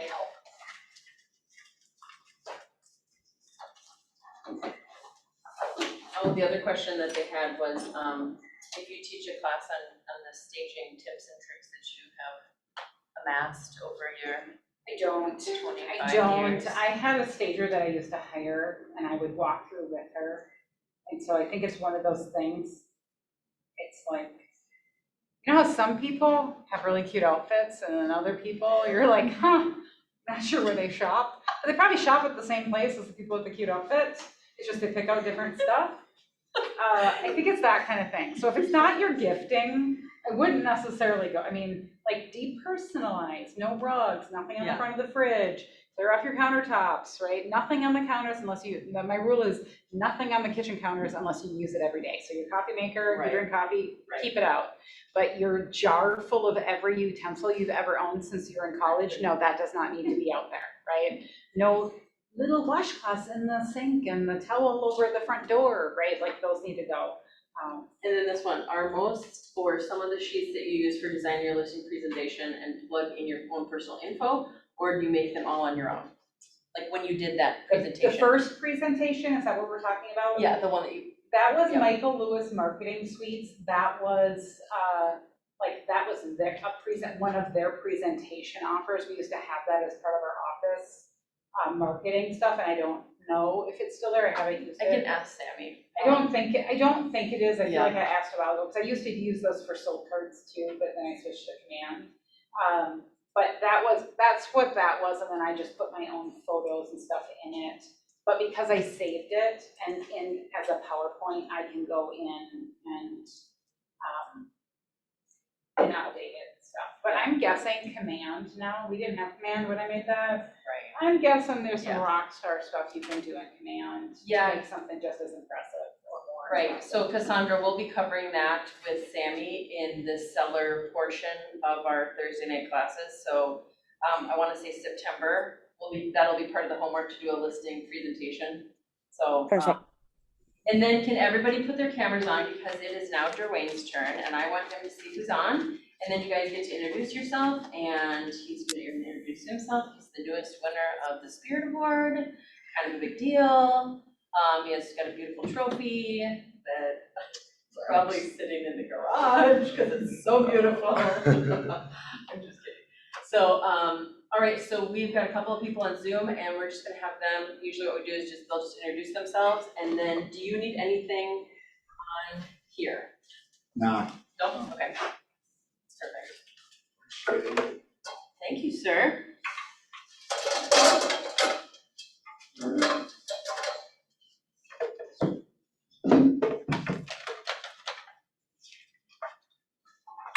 I'll zoom out a little bit. I had the camera was.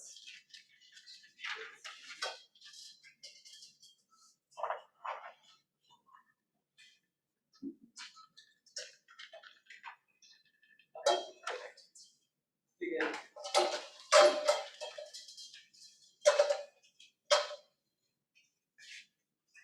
All right. So I guess I'll let the people introduce themselves that joining us on Zoom. Christine, you want to start with you? Want to introduce yourself? Oh, can't hear you. You're muted.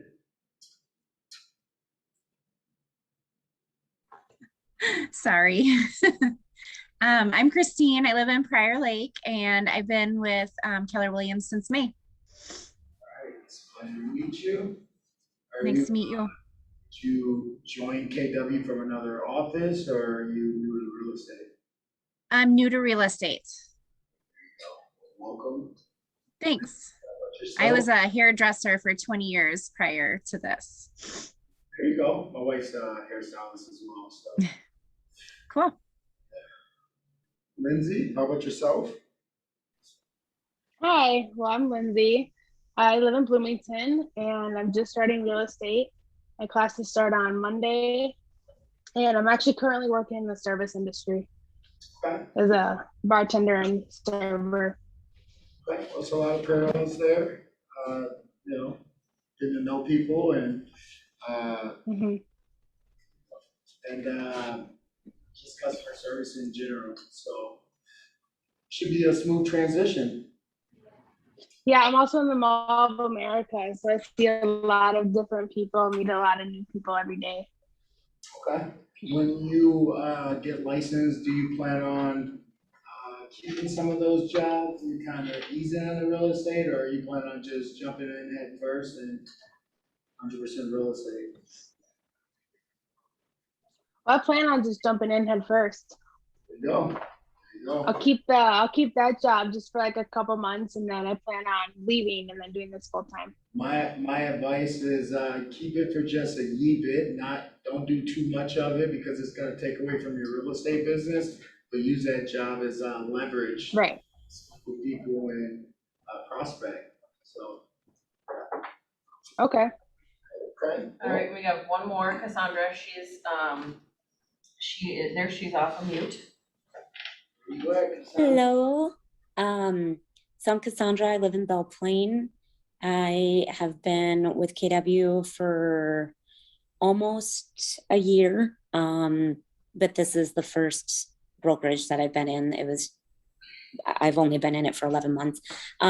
But before that, I want to say 15 to 16 years before that, I have bounced between 2 to 3 jobs, always doing customer service, bartending, and working at our family-owned business at our tanning salon, and being front and center there. So I've gotten to know a lot of people in a lot of different towns. That's helped me out a lot. So far, I have not worked with one stranger yet. So it's been nice that I know everybody that I've worked with so far, but yeah. Okay, well, definitely, and kind of given your family business and things of that nature, definitely just make sure that you're using that to your advantage and leverage to close as many deals as possible, and know For sure. family is. So that's it. I guess I'll introduce myself. My name is Derwayne Moore. I've been with Keller Williams since March of 2019, so I'm officially in my 3rd year of real estate. I am the rainmaker for the Northern Real Estate team. Started the team back in March, or I guess if you consider when my admin came on, it would have been October of 2020. First buyer agents came on in March, probably, right? March. So I mean, just a little bit about myself as far as just like transaction wise and stuff like that. I did about 27 transactions last year for just shy of 7 million. And that was technically my rookie year, so I did get rookie of the year. And I came in 2nd place in the region, number 1 in Minnesota, as a rookie. And now probably close to 45 to 50 transactions personally. The team is looking at about 70 transactions this year, and I'm in about 35 transactions this year. So small amount of time, really hot start, and negotiate. Well, we're going to talk about negotiate the deal, and negotiation is something I take a lot of pride in. Sometimes it's a little bit of finesse, with a little, mixed with a little bit of tactics and just good old charisma to kind of get the deal done. So we'll discuss a couple of things. I want it to be really informal. I want this to be for like you guys. So I want it to be really interactive. Like you guys just ask me questions that kind of you guys have been wondering. I can go over a couple of things that I do to get deals done. And yeah, and so don't hesitate to just kind of pause me, or if you have a question, feel free to just let me know. And because I want it to be super informal and comfortable for everyone. Yeah, just a little bit more of my style. I'm not super structured. So Don't forget to have the people in the room introduce themselves. oh yeah, we'll have the people in the room introduce themselves. Go ahead, and I guess we'll start with you. What's your name? Yeah, you. I'm Candace Brooks. I've been with Keller Williams since June of last year, so over a year. I've had my license since March. I'm on a team on more than real estate team, so. Mhm. Okay. And what's your name? I'm Matilda. Okay. I've been with Keller I'm brand new still. I'm hopping on jobs right now, currently, but I want to focus more on real estate, so I'm just trying to get Okay. Confusing still, but trying to figure it out yet. Can I brag about you? I mean, I'm going to anyway. Right. So she came in, she did PSEO and graduated with an associate's from high school, Okay. in June. Go. And is now like super motivated and is gonna be getting the real estate license, so excited. I'll tell you the one thing that I regret, and I don't have a lot of regrets, is that I just didn't get into real estate sooner. So, yeah, congrats on all of your success, and with that type of accomplishments, I think Right. you'll be super, super successful in real estate. And I think that you'll be super happy that you got in this early, and when you get old like myself, you'll be super profitable. So, yeah, welcome. And then remind me after, I actually gave some of this stuff to Jessica, and she can hand it to you, but I do have some material for studying for your tests and stuff like that. So I have an outline that Jessica should have. If she can't find it, I can dig it up, and then I also just get her one for like the state portion. So, yeah, give that to you. How about yourself? My name is Mary. I've been with KW since February. I'm on Dwayne's team. Whoa. Super happy to be on More Than Real Estate team. We have a lot of fun.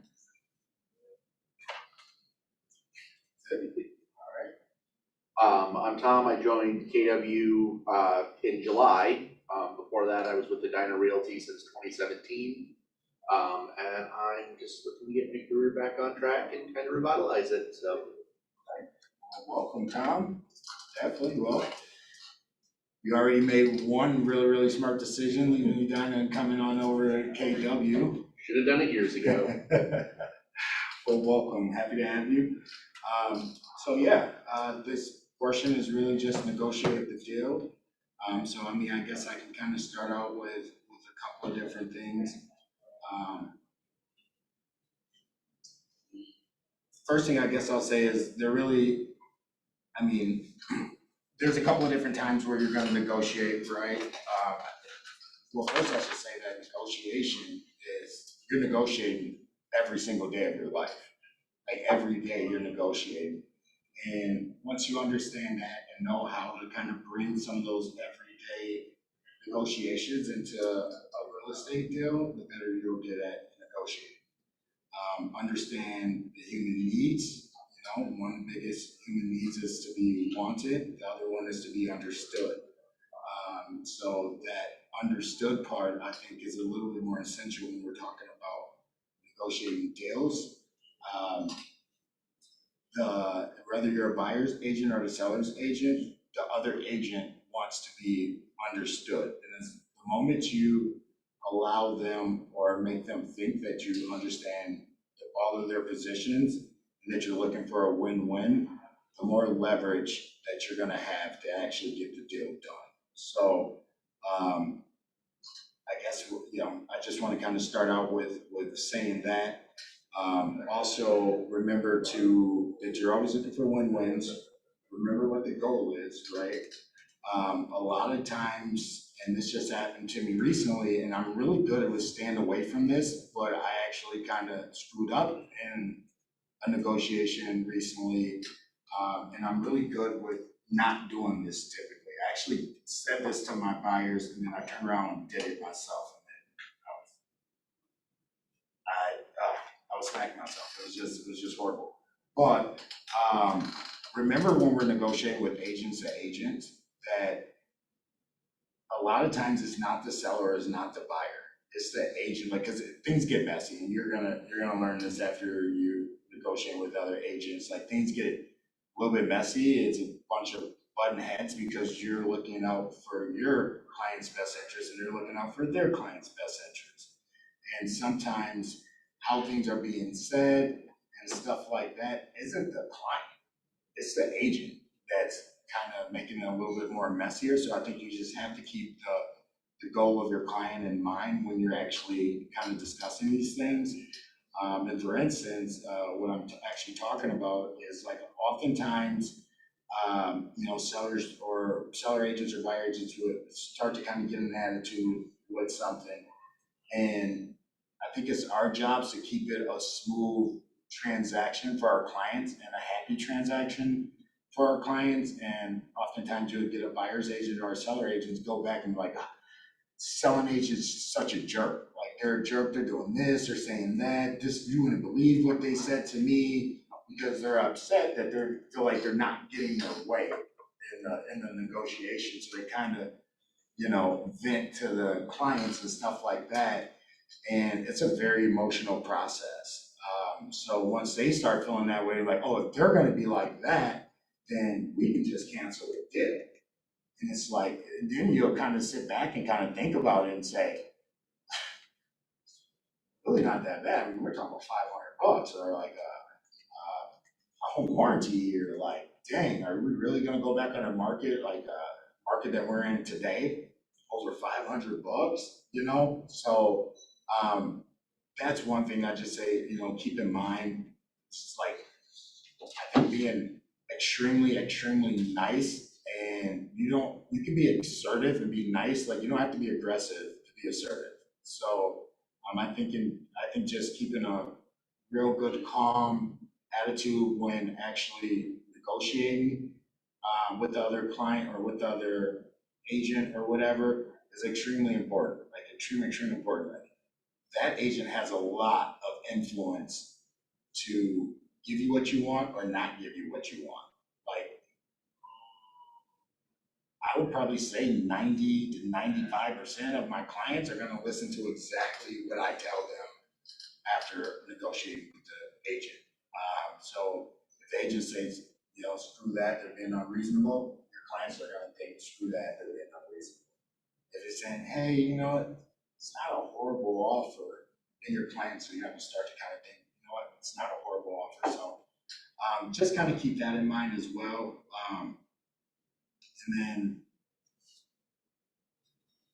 And then I guess we can also kind of like, those are just some of the opening points that I kind of wanted to make, and we can jump into a bunch of different things, but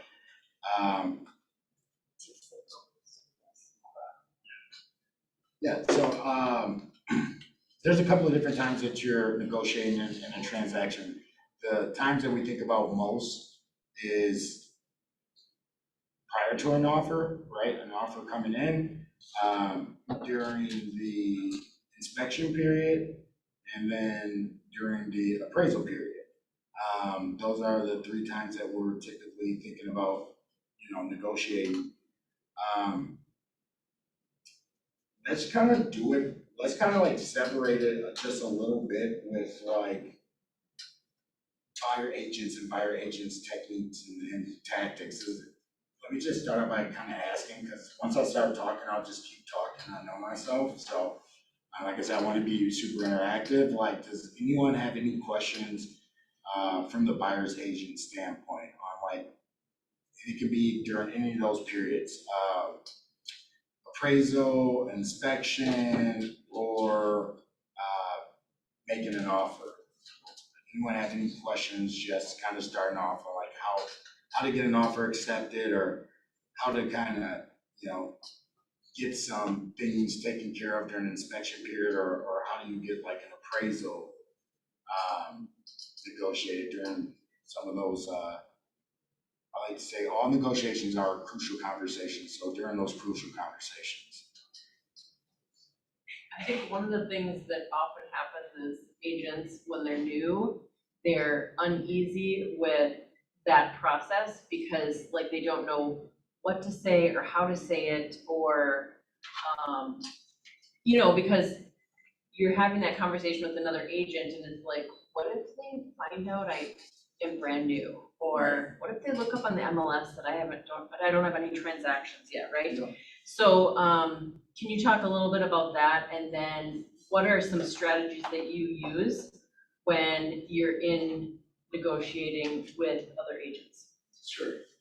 So whether you're brand new or not brand new, what is an agent? You know, what is an insurance agent? What is a sports agent? What is a real estate agent? You're working for your client. So whether you're brand new or not, you should be almost acting as a middleman for your client. So stay strong with what it is. You can play good cop, bad cop. In this these are what my clients are asking. It doesn't matter how they try to convince you to do this. This is what my client needs to get the deal done. So just kind of remember that. So don't ever because they will try to bully. They will, agents will try to bully you and try to make you see it their way and say, they might even try to call it, oh, you must not have been doing this very long. They'll say, I hear this now. And, I can look them up and I've probably done double the amount of deals that they've done and they've been doing it for that long. So it's really passionate. So just have confidence in yourself that it's like, regardless if you don't know or do know something, you're working for your client and you can always kind of play that good cop, bad cop type of situation. And as far as like some of what was your last question as far as the? Yeah, well, and then we have a quick question. Are negotiations usually done via phone or email? You're always on the phone. There should never be. Because what can happen if you do it in an email? First, communication. If you're doing an email, words can be lost. Their tone can be lost and taken and misconstrued the wrong way. Also, time is not on our side when we're negotiating. So something that can be done in a 2 or 3 minute phone conversation of going back and forth may take an hour and a half to get through an email, and 5 more offers can slip in, especially in a market like this. So always should be on the phone. You should never ever negotiate just via any type of text or writing communication.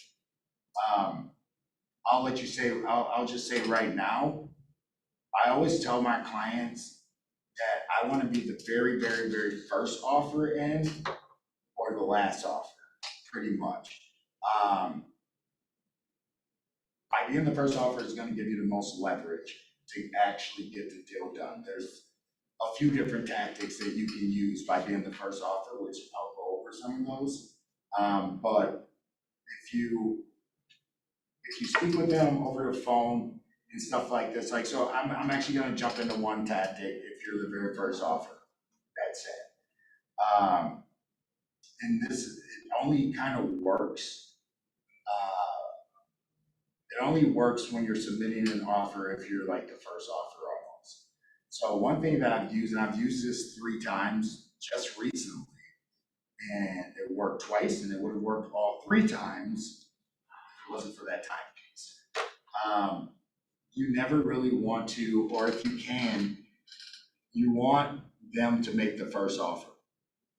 Even as a buyer's agent, if you can get them to make a first offer, you are in an outstanding, you're in an outstanding position to win for your client. And what I mean by that and how I do that is, I'll say something like this. I'll hop on the phone and I'll just say, hey, Mr. Seller Agent, my name is Darrell Wayne Moore. I'm with Keller Williams Preferred Realty and just got done showing your property at 123 Main Street.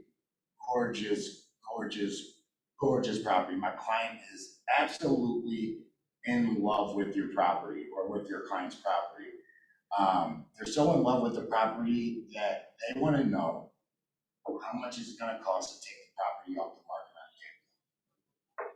on day 2, or day 2, if it's day 2. Wow, well, it's a good question. I don't know, I don't know. Let me talk to myself. Did you talk to your sellers and just get back to me and just let me know what it would take? And we can just kind of go from there. We're willing to make a very strong offer, and we're willing to get it done if we can get it done today. All right, well, get back to you. Talk to your seller. Well, take it off the market today, say it's at 520, you're gonna have to give us 545. Keep this in mind, just like buyers never want to give, when they say highest and best, they really never give their highest price that they're really willing to go. They're willing to give their highest price that they think that they can maybe win at, but not really as high as that they're willing to go. Sellers isn't gonna give you an answer or a price that they're typically willing to go lower than the price that they're actually getting. It's the same thing. So whenever you're negotiating, you're always thinking as if you're in the seller's position as well as if you're in the buyer's position and kind of where you think you're at. So if they come back and tell me, you know what, we'll take it off at 525. All right, thanks for getting back to me. I think we definitely can get this deal done. Let me go back to my buyers and see what we can do. So I like to, if I'm in a position to negotiate over the phone, I'm negotiating over the phone before putting anything in writing, if I'm in that position to. So then I'll go back to my sellers or to my buyers and say, hey, they said 545 that they're willing to get this done. I think we can maybe get it done at 540. Or if maybe my buyers already told me that they're willing to go at 545. Yeah, you can wrap it up at the 545 and give them exactly what they want. But if you're offer number one, maybe 1 or 2 more phone conversations can get it wrapped up. So I go back to my buyer and say, hey, they said 545. I know you told me that you're willing to do 545. How about we go ahead and we do 545? They pay $5,000 in closing costs. Would you be happy with that? Yeah, I'll be happy with that. How about we give them an ultimatum? We say 545, you pay 5,000 in closing costs, or we'll do 540 and we pay our own closing costs. Is that something you'll be interested in? Yeah, I'll be interested in that. Okay, cool. So, hey, thank you for getting back to us with that offer. Talk to my buyers. I think we're extremely close as far as just comfortability in their own financials. They'll do 545 if you're willing to pay 5,000 in closing costs, or they can take care of their own closing costs if you're willing to do $540,000. We think that we can get that done today, but that offer only stands if we can get it done tonight. Go and talk to my sellers. Okay, go back and talk to your sellers. Yep, they're willing to do 540, whatever, blah blah blah. Okay, let's get it done. I'll go ahead and write it up, send it over. There is going to be a time limit in the offer, and we'll talk about time limits in the offer. We don't bluff time limits. Like, we don't just verbally tell them it's a time limit, and we never listen to it and abide by it, ever. You always put it in the offer, because that just speaks words like you're serious.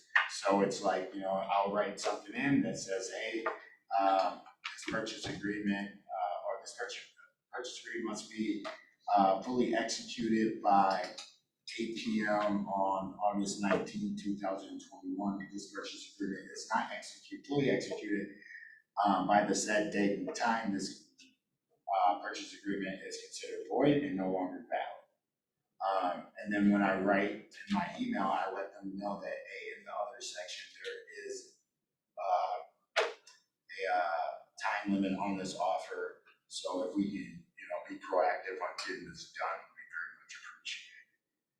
And honestly, that has worked for me 3 times in the last month. And the only time, or 2 times in the last month, the only time it didn't work for me, we agreed to a price and another offer slipped in. That's why I say time isn't on our side.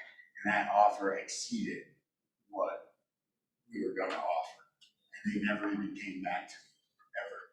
They just picked that other offer and then told me, sorry, that another offer came in, they moved that offer, which I thought was pretty unfair. I'm like, negotiation, we're reaching a deal, like, at least come back to me and say, hey, is that your highest, or are you willing to go a little bit higher? We received a higher offer. Yeah, we received a higher offer. You wanna change your price? Right. And to me, I was a good agent would have did that, because obviously you gave us, like, you have to think about how this happened. You gave us that price. We didn't give you that price, so hey. If they say 545, something comes in at 550, you say, okay, well, we'll go 5 above that. Well, now they've got $10,000 extra dollars. Exactly. And honestly, that was a real scenario, even all the way to the prices, except there was one other term, and it was, I just didn't want to complicate things. It was appraisal gap guarantee that they were trying to get from us. And we were trying, and that was with, hey, we'll give you appraisal gap guarantee at 540, or $5,000 or $10,000, but you get no appraisal gap guarantee at 545. Like, that's what we were in the middle of negotiating, and they wouldn't select another offer, so I'm guessing that offer may have had the appraisal gap guarantee, because that's what they made right away super important to them. And with the only offer, I was trying to get it done without that type of risk for my buyers. So, but yeah, gotten it done several times and gonna do a lot more. I was gonna mention, when Tony was in doing her class, this came up and did you message your lender about it? Yeah.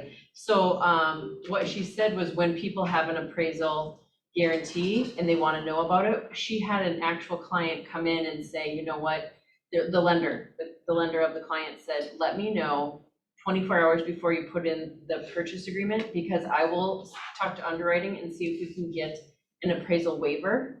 Because if they're typically 20% down, they can get an appraisal waiver if, all the things align, right? Right. Because I had a client PC agent last week, did 400,000 was the list price, had a couple offers, and then got one for 440, did an appraisal gap, and then she texted me on Tuesday and is like, we got an appraisal waiver, what's that? And I'm like, that's a miracle. Yeah. Right?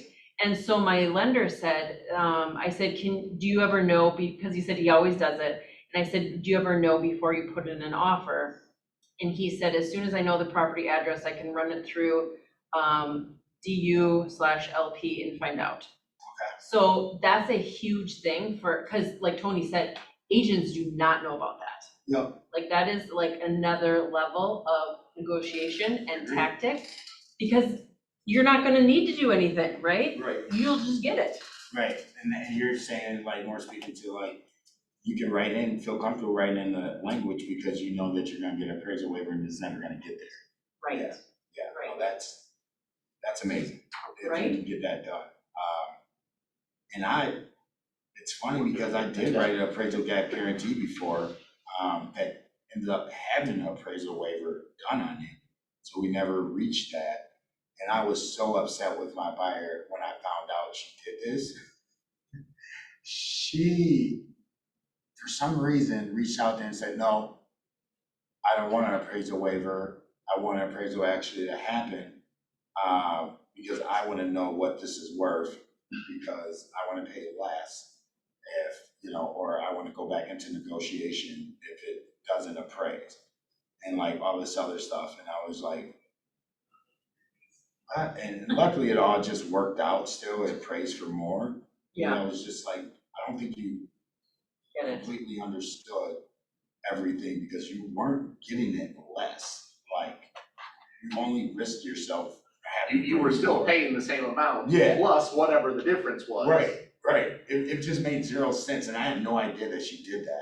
And I was just like, If you wanted appraised, do it after we close. yeah, after we close, yeah. Don't Call do your it. lender back and say, hey, now that the house is mine and I own everything, now can I have an appraisal on it? It was because it was like a 5,000 appraisal gap guarantee, and she was just thinking like, what if it was like less than the 5,000 Yeah. or something like that, or whatever. It was just like she was ended up being confused. Like it was to the point where I was like, why would you do that? And Did she tell the lender that? So like you didn't even know that was the deal? Yeah, she Oh spoke my with the God. lender. She spoke with the lender and just said, I wanted. She didn't tell him why. She just said, no, I want to know what my home is worth. And I was like, so you just paid an extra $500 for what? Like, I don't know. But that's a good call out if you can for sure. But the only issue, like how guaranteed is the appraisal waiver and stuff like that? I guess I would just have to have a conversation like I would hate for me to do a waiver or appraisal gap guarantee and then find out that they're gonna send an appraiser out there and we're pushing appraised values. From what I have heard, I got a waiver for my refi, and they just say, hey, we have a waiver, like nothing, nobody's Yeah. going out, period. Okay. I've had it a couple of times, but I just don't know like how much in advance that they can really say it, and then if there's any type of situation where they say, yep, we're gonna do appraisal waiver, and then somehow they have to send an actual appraiser out and you have an appraisal gap guarantee. Because the thing about appraisal gap guarantees is I do think your clients will hate you if they have to dig into their pockets, even if they understand it or not. If they have to pay $10,000 extra at closing, they're not gonna be happy, and they need someone to blame. So else don't believe me. So like, I'm like super careful with those. I never do open appraisal guarantees, like just like free-for-alls, because appraisals are human. I don't know, like, maybe they're having a bad day, you know what I'm saying? So like, maybe their house is right down the street. No way this house is worth more than mine. I don't know. I just did one where we wrote language into it where we Yeah. said we would cover up to X Up to, amount. Yep, And then if it was over that, we reserve the right to cancel the deal. yep, and then that's what I do when it's a cap. I cap, if I do write it, I cap my appraisal guarantees, so it's like up to 5,000, up to 10,000. Cause I'm big at buying a house as an investment, and I don't want you to start it right. I don't want you to take 8 years to be, if the market were to stay the same, just to break even, you know? So I'm really big into that. I want at least to appraise, so that's just me personally. That's it. So I guess that's one tactic. Any questions kind of surrounding that with like getting them to offer first? I have a question. Okay. So when you said that you call the agent and do the negotiation before putting the offer in, is that like what's most commonly done? Like, do other agents do that, or is that what you're doing to kind of set your offer apart from other agents? Agents aren't doing it. Not one agent have done it to me. Okay. I was curious because I just sold my house, and the offers were just emailed to me. So that's why I was wondering that. No, agents don't do it often at all. It was just something that, and I'll go over another tactic that I do, but it was something that I just like, you know what? I'm gonna try this and see what happens. Mm-hmm. Well, the first time it didn't work, and that was the one where the other offer slid in, then I did it 2 more times and it worked. So it's not something that's super common at all. And the reason why, I mean, it's a crazy market, and I think people don't think that it will work to do something like that, so they don't try it. And most of the time, like, especially in like this market, there's so many offers that are coming in that people just kind of talk, they ask the same typical stuff. Hey, what type of closing date are they looking for? Anything I can do to make my offer a little bit stronger? Okay. Like, that's great, because you can like build rapport and try to like get the personality a little bit, just to have that phone conversation and actually speak with them. But, you know, like actually reaching out and just being like, hey, we want this. How can we get this? What's it gonna take so that nobody else What is it gonna gets take to get it? And don't be afraid to, like, because sometimes people say, like, they'll use broad language like how you did, what's it gonna take? But they're not specific. How much do we have to write this offer for to get it taken off the market today? Like, be very specific, because they're gonna be like, you know, net's most important. I'll just say, come with your highest and best. Like, that's how most of their response would be when you're broad like that. And it's like, we love the property. I even like build rapport, and I would say something to the seller, like, or seller agent, like, hey, help me make my client's day today. I love to be a superhero today. Please help me. What is it gonna take? How much is it going to take to get this offer off the market, or get this property off the market today, like right now? Like, would you go back to your sellers and find that out? And we'll probably be able to get something done. And then, like I said, they're gonna give you a number that's more than what they're really willing to take, just like a buyer. How many times have you went to your buyer and the buyer increased their offer after you just had a 20, 30-minute conversation with them? And they, oh, you know. The most I'm willing to go is Yeah. 250. Well, I like this one, we'll do 300 on it. Right, exactly. Or even on the same property, 250, and like, yeah, I just talked to him and he just said he got 8 offers. Man, well, I'll go 260, but that's it. Well, why the hell did you? Why did we start there? Let's start there. Let's get it done. You know, you're increasing the chances of other people able to submit their offer, and time isn't on our side. So I mean, and that's just a example that buyers are willing to go higher than when buyers hear highest and best, what they're really, the offer that they're gonna give you most of the time is, this is the highest we're willing to go, because they feel like this is what it's gonna take to win. Like, And like, cause they don't, so, sellers, same thing, if they throw out a number, it's probably at least $5,000 less that they'll take if you can come to the right terms and do it the right way. So I just say keep that in mind, when you're trying that tactic, like, and if it's something like if your buyer's like, yeah, I'll go 545 and they say 535, get it done. 535, they're willing to go 10,000 more than that. I'm not negotiating at that point. Even though if I feel that they can go higher, my buyer already told me that they're willing to go 545. They're willing to do it at 535. Time isn't on our side. Remember, we're against time in a market like this. Like every minute another offer can slip in there and then it's done. So if they're like 535, no, so they, oh shit, all right, well, 10,000 more than that. Okay. Send the BA over right now with a deadline. Let's get it signed. Let's get it done. So, So you mentioned that when you're doing like your offers, you'll talk about like, okay, well, we're going at 545 and, you pay $5,000 closing costs, or we do 540 and we do our own closing costs.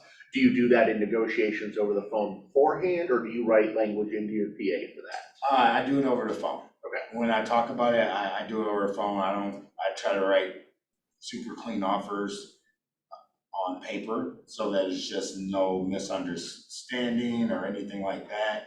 I just say, hey, we can do this or we can do this, and just try to see if I can get them to agree to one of them. So it just, like I said, I don't want to put it on the paper, give it to them, and then they come back, they have to ask questions. Like, my biggest thing is that Henry says a billion more times, that we're a race against time, so I don't want to put something on paper and then they have to come back with a counter or to have a conversation about it. Like, I want to reach an agreement so I can go, here you go, sign, we're under contract. So I typically try to do that. What about then when you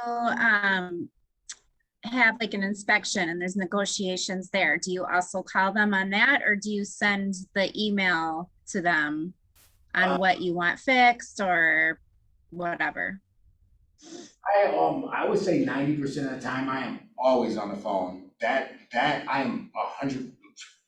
I almost want to say 100%, but is the time that I'm thinking of. I'll say 95% I'm always going to try to hop on the phone, especially during a inspection period.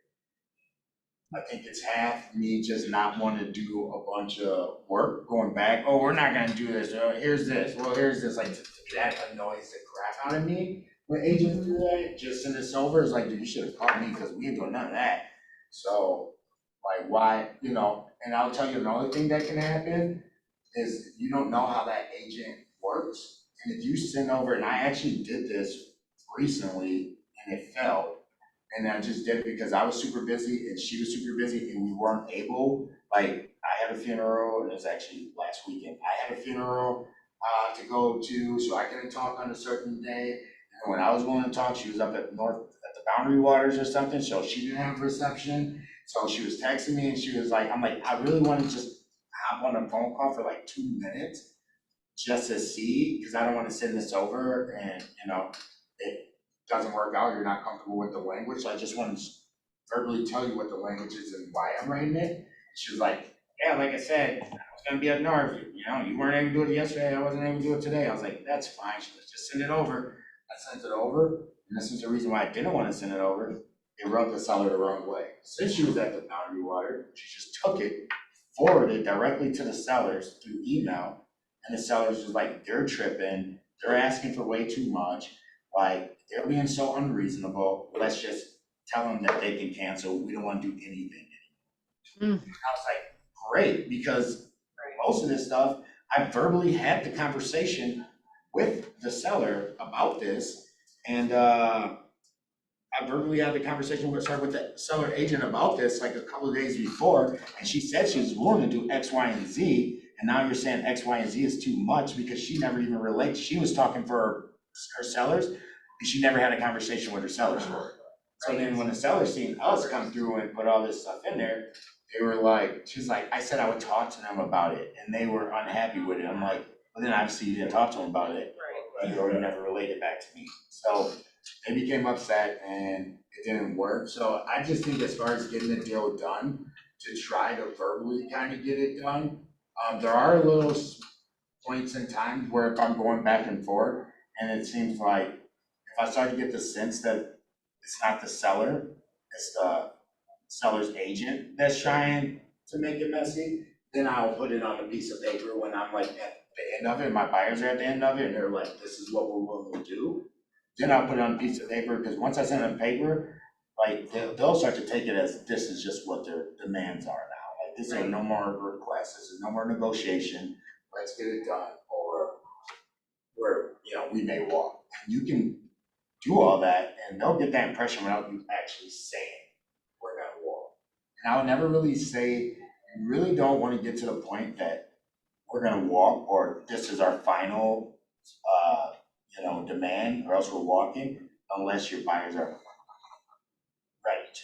Because you don't wanna, like I said, you wanna be extremely nice throughout the whole transaction and be reasonable. The moment you start to get an attitude and stuff like that, I feel like you lose control of the situation. I feel like giving the other party the sense of control is huge, like so huge. And like we could talk a little bit about that. Like, everyone should read the book Crucial Conversations, because a lot of this part of negotiation is actually in that book as well. But it talks about mirroring and making them feel like they're in control, and responding in like a question type of phase, using 4 keywords that they continue to use.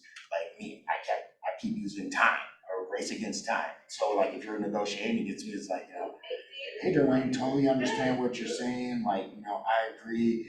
And I think we both mutually agree that, time isn't on our side to kind of get this deal done, and we want to get it wrapped up. And you may not like this, but will it be okay if we were to ask for this? Do you think that would be fair? Whatever, right? And using words where you're looking at maybe a win-win, especially with realtors, like if you try to take complete control of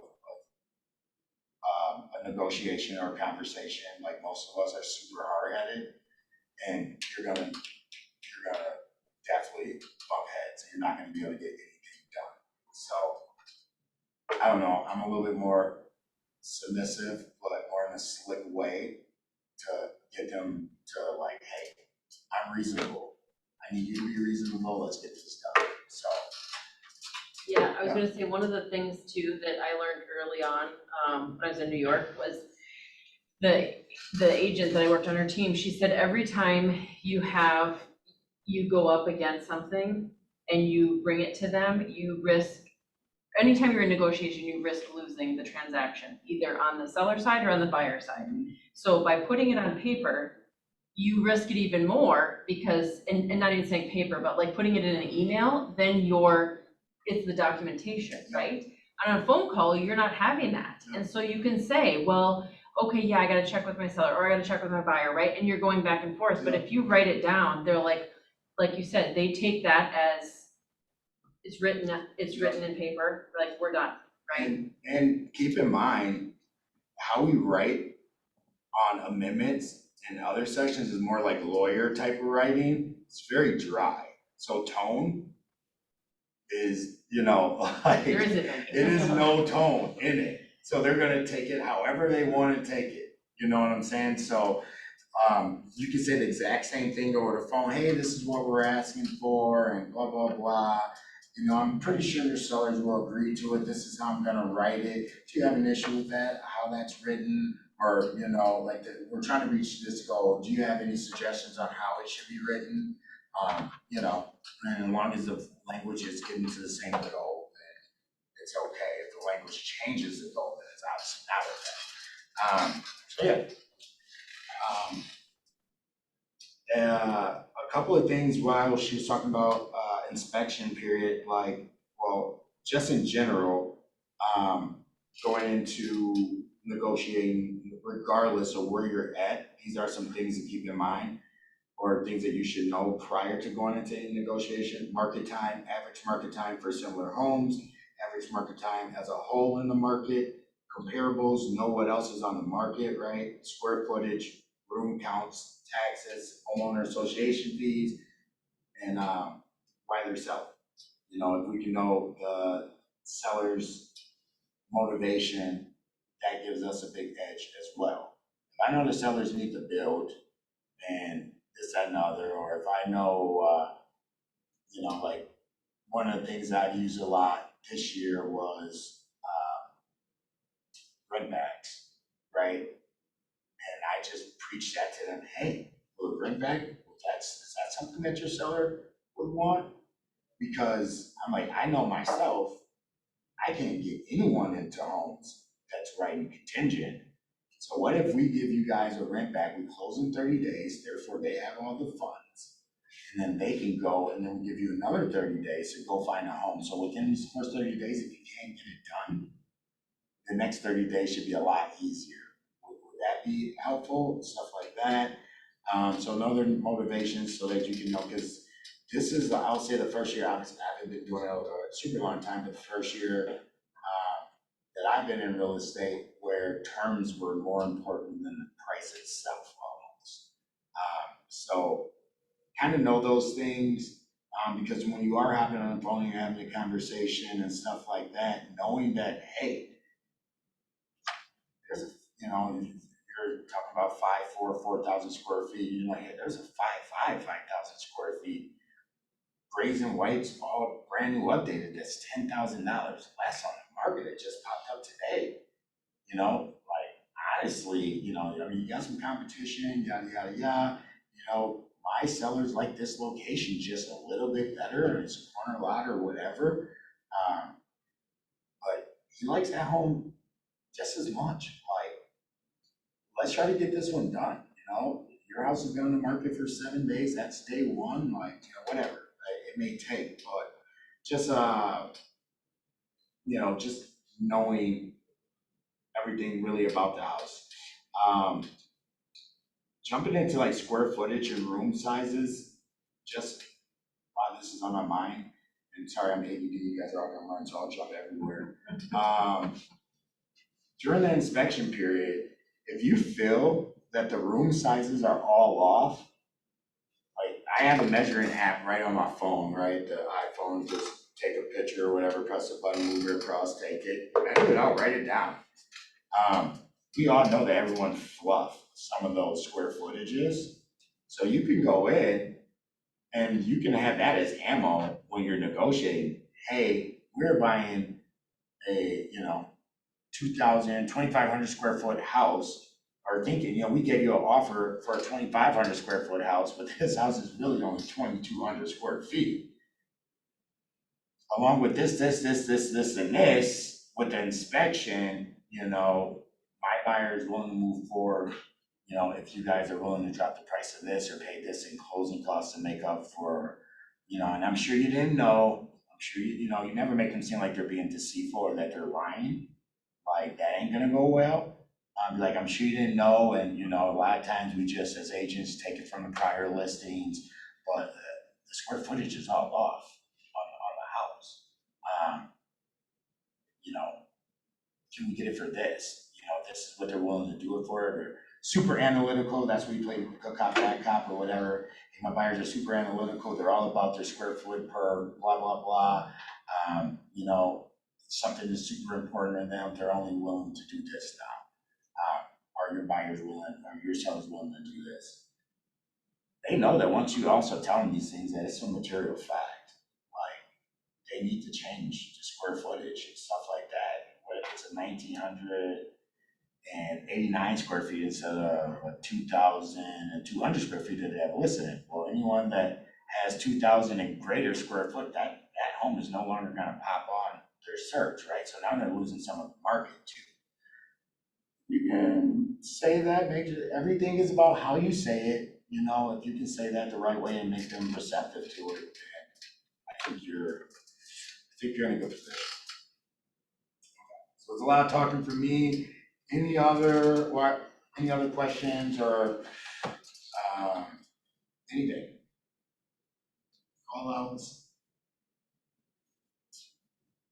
I do think that it is really super important to keep it professional, and that's our job anyhow. When you're working with other agents, you're definitely you're definitely going to bat for your buyer if that's who you're representing, or your seller if that's who you're representing. But just keeping things professional and being nice about all of it goes a long ways. I can say that I have a showing today, and when I went down to see whose listing it was, whose property it was for my buyer today, I realized right away the name, and I had a listing a few months ago, and we had multiple offers coming in, and my seller was having a really hard time. It was late at night. I was still in contact with just one other agent, and we had another one coming in, and they had a late appointment, so it was going to take them a while to get home. My seller said, "Hey, I really just want to wait until the morning. Can we sleep on it?" It was like 10 o'clock at night. She's like, "It's getting late. Like, I need to go home. Let's just wait on this. Let's go back in the morning, review the offer when it comes in. Please tell that other one that's been in contact with us this whole time, like, hey, I'm sorry, but that's the way it is. That's my decision tonight." I did, and that agent got back to me.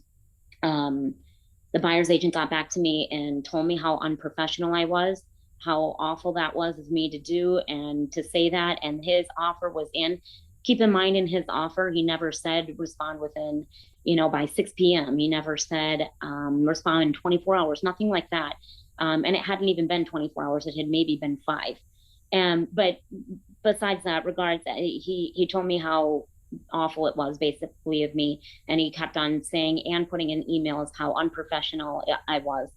And honestly, it was my first listing. And so I took it to heart, and I was like, oh my gosh, like, what am I doing? So I'm just doing what my agent, or what my buyer wanted me, or seller, sorry, what my seller wanted me to do. That's what they asked of me. It's not that much of asking. It's only a couple hours. It's not that big of a deal. Anyhow, long story short, with all of this, I'm going to a showing today for a buyer, and I realized that it was that agent, and now we're on the opposite side. Right now he's the listing agent, and now I'm the buyer's agent.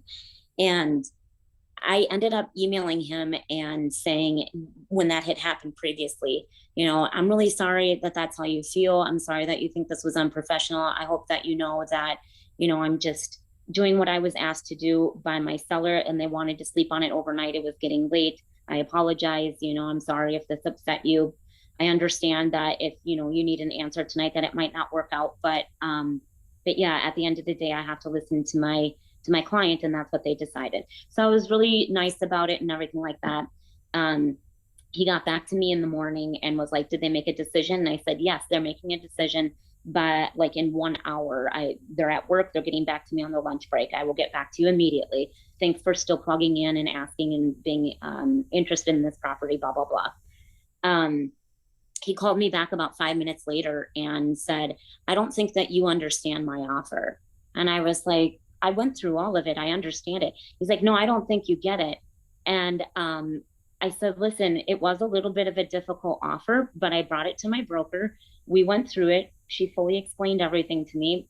It was a little bit tricky, but I do understand it. And I sat down with my seller as well and fully explained it, so they knew too. We are going to make a decision in an hour, like I said, but I do fully understand it.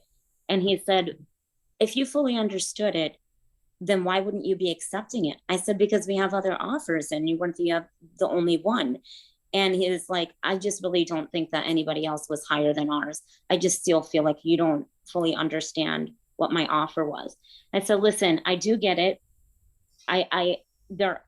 It seems like you guys are one of the only people around that do this. And what they were doing was they were a son and dad duo agency and agents, and they buy up a bunch of houses and then they sell them to people. So they give them what they want for it, and then they go out and they sell it on their own and things like that. Or they buy the house from the listing agent and then they sell it back to it's a whole thing anyhow.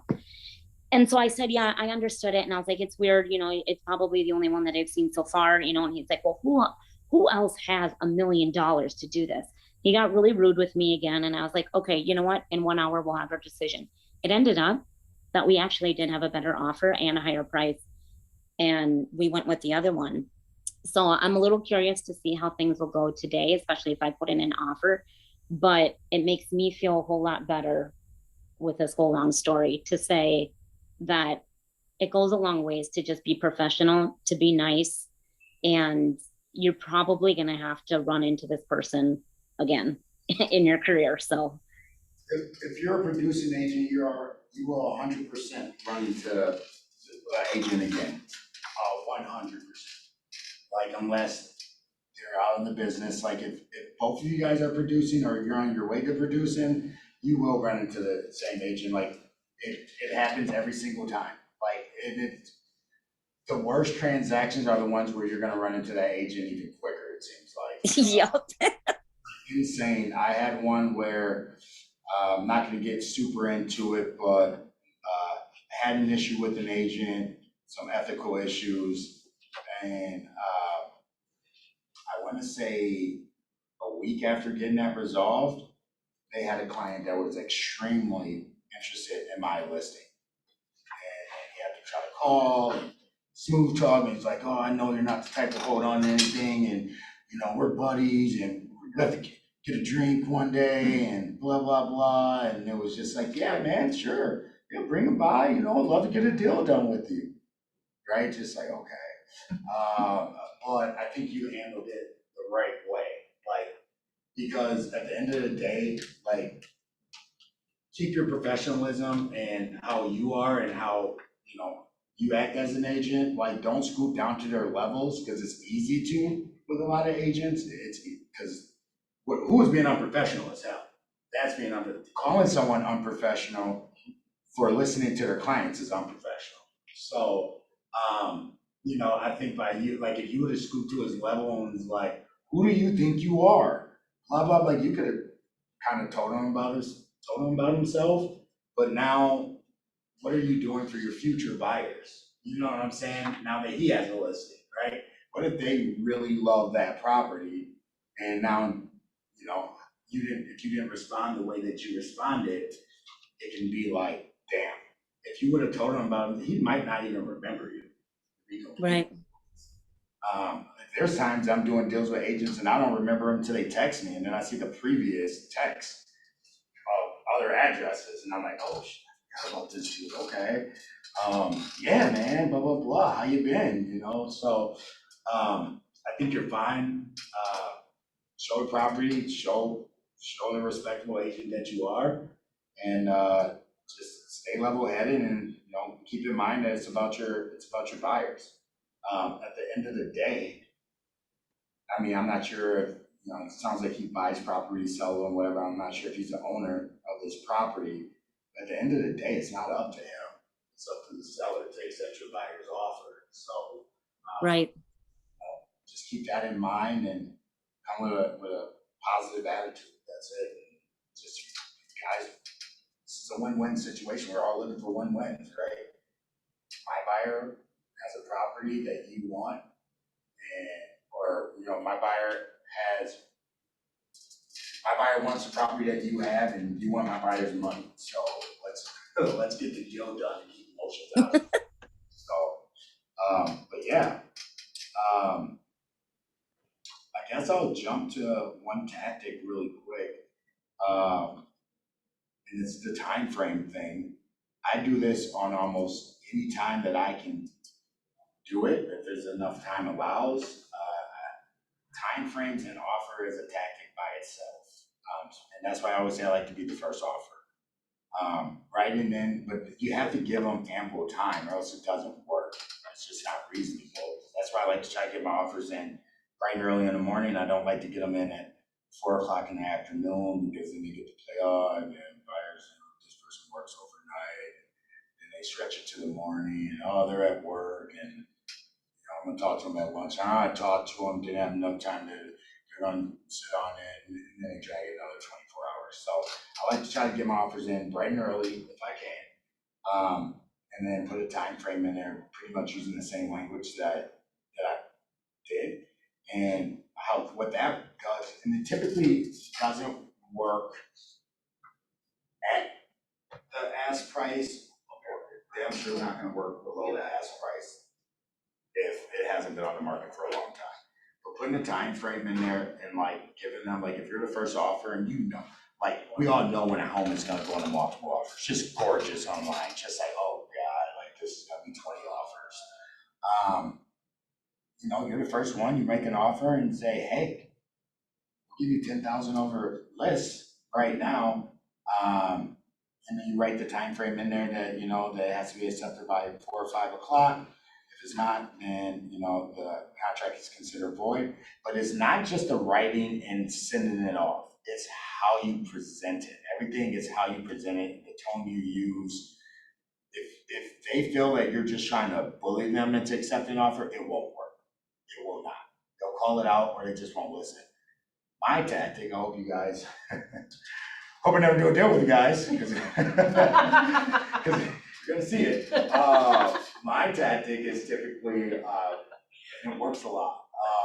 I'll say, hey, Mr. Seller, client loves your property, really loves your property. However, just got done showing, right before your property, just got done showing another property that they wanted to write an offer on, and now they're just pretty much stuck. So one thing that's given the edge on yours is that they like your location just a tad bit better, but they really love both properties equally by itself. However, the other one's calling highest and best by 8 o'clock tonight. So they're calling highest and best by 8 o'clock tonight, and they've just been put through the ringer way too many times, and they don't want the opportunity to lose out on both properties. I always try to tell them to go with the one you love, not the one you think you can get.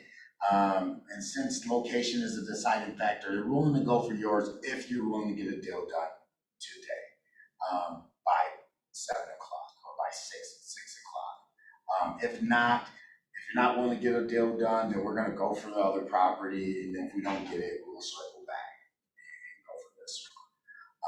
Do you think we'll be able to get a deal done today?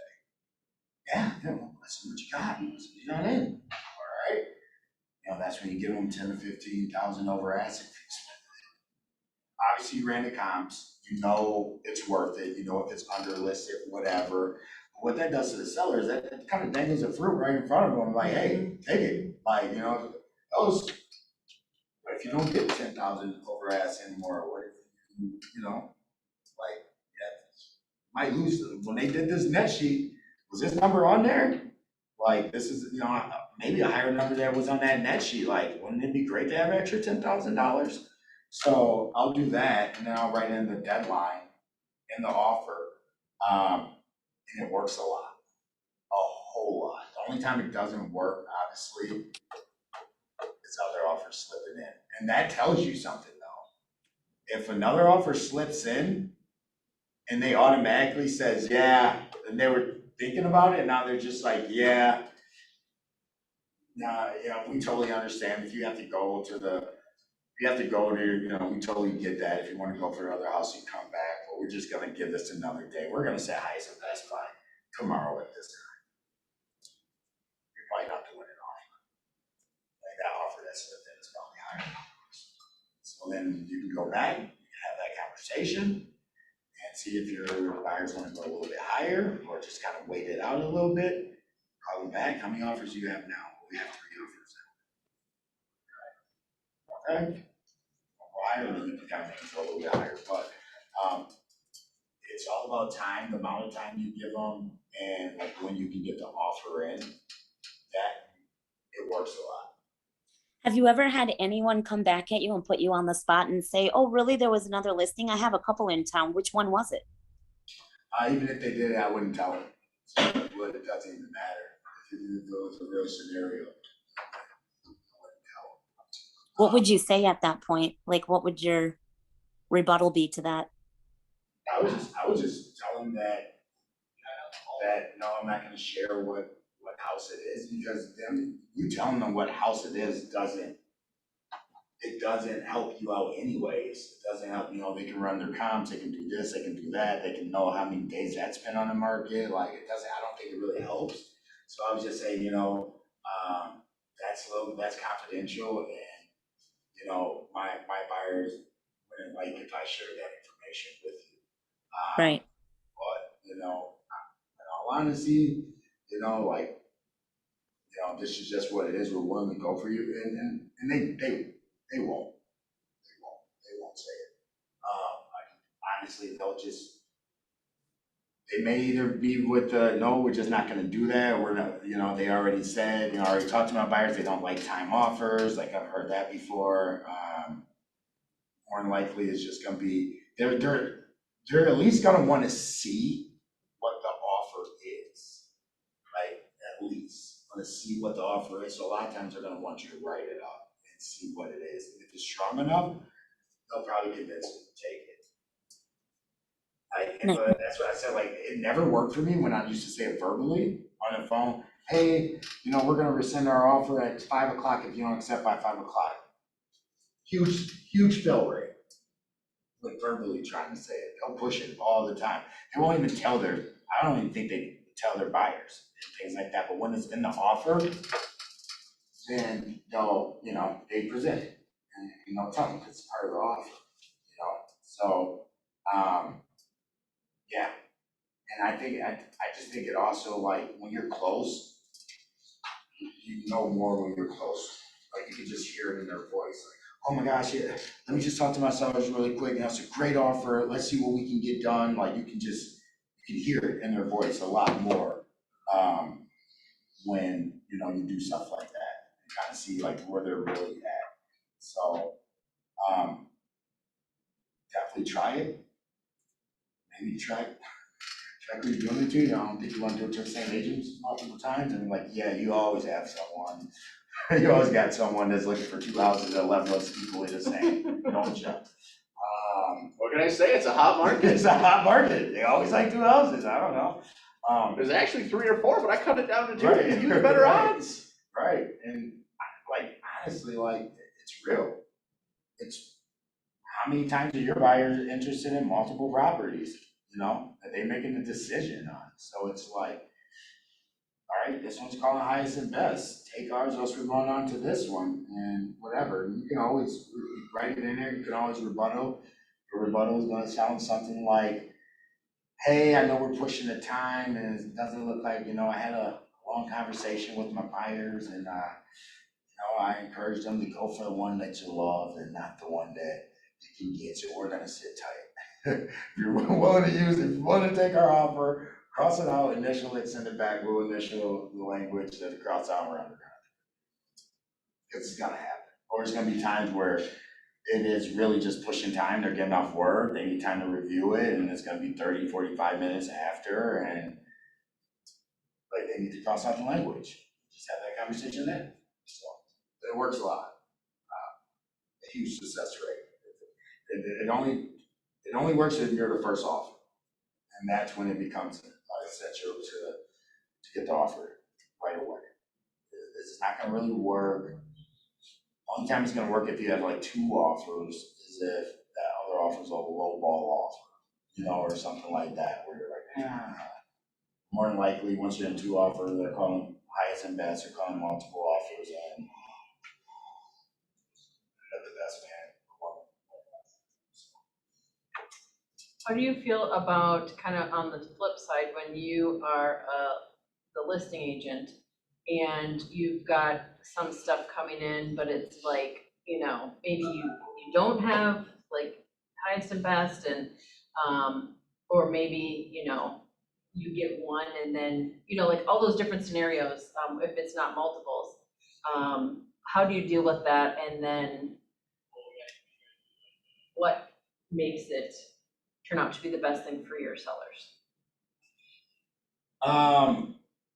So are you saying when you don't have multiple offers? Yeah, so like if somebody comes in and gives you 1 offer, like I have agents ask me all the time, I'm like, okay, well, so I got 1 offer. Yep. When do I call for highest and best? I'm like, you have 1. You Yep. can't. Yep. Like, you don't want to do that because you're alienating your first Yep. offer, right? And so like, how does, like, that's just a very common question of like, how long do I wait? Do I ask for highest and best, I think people get way too caught up in highest and best, and they forget about negotiating. They let the market do the negotiating for them. The biggest issue, I think, that's where I have that conversation during my listing appointments about it. This is what a typical agent's gonna do. This is what I would do in these situations. If you got 1 offer in, that's an offer. feel free to negotiate.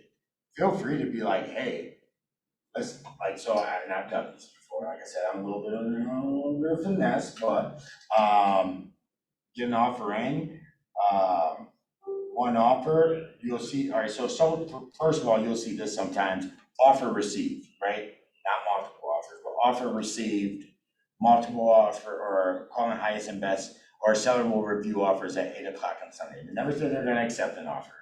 They said they're gonna review it, like, you'll see that, that's a person that got one offer, whatever. Me personally, you get an offer, if it's a reasonable offer, feel free to negotiate it. Everybody knows that we're against time. So take this offer and say, hey, listen, great offer, thank you for the offer. However, you know, because they want to know, are they going to call highest and best? What are your sellers going to do? Do you have multiple offers? Whatever. So get that offer and say, hey, you know, it's a great offer. My seller is looking to call highest and best after the open house this Saturday at 12 o'clock.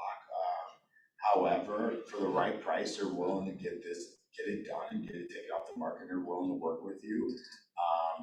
You know, I've got interest with 3 or 4 people reaching out saying that they're thinking about submitting. I can get this offer accepted if you're, you know, my seller has a price, you know, and if maybe they offer 250 or 245, they offer 250, and it's like, if you're willing to go 260, then the house is yours today. If not, we wait until 12 o'clock. We have 20 more showings over the next 2 days, and then we have our open house. If not, we wait, and we would love to work with you at Saturday after 12 o'clock if you don't have anything better than that. But if you're willing to do 260, I cancel the open house and we get it done right now. In this market, 9 times out of 10, if they can financially go to 260, they're going to just jump up to 260. So little things like that by itself, like that have worked for me. I can, every single time I've only had one offer or 1 or 2 offers on a property, that has worked for me, like every time. So that's something that I would do. It's a little finesse, but it's real. Figure out what your seller's final price is and take it off the market. Give it to them. Hey, if you're willing to do this, it's yours. If not, we wait.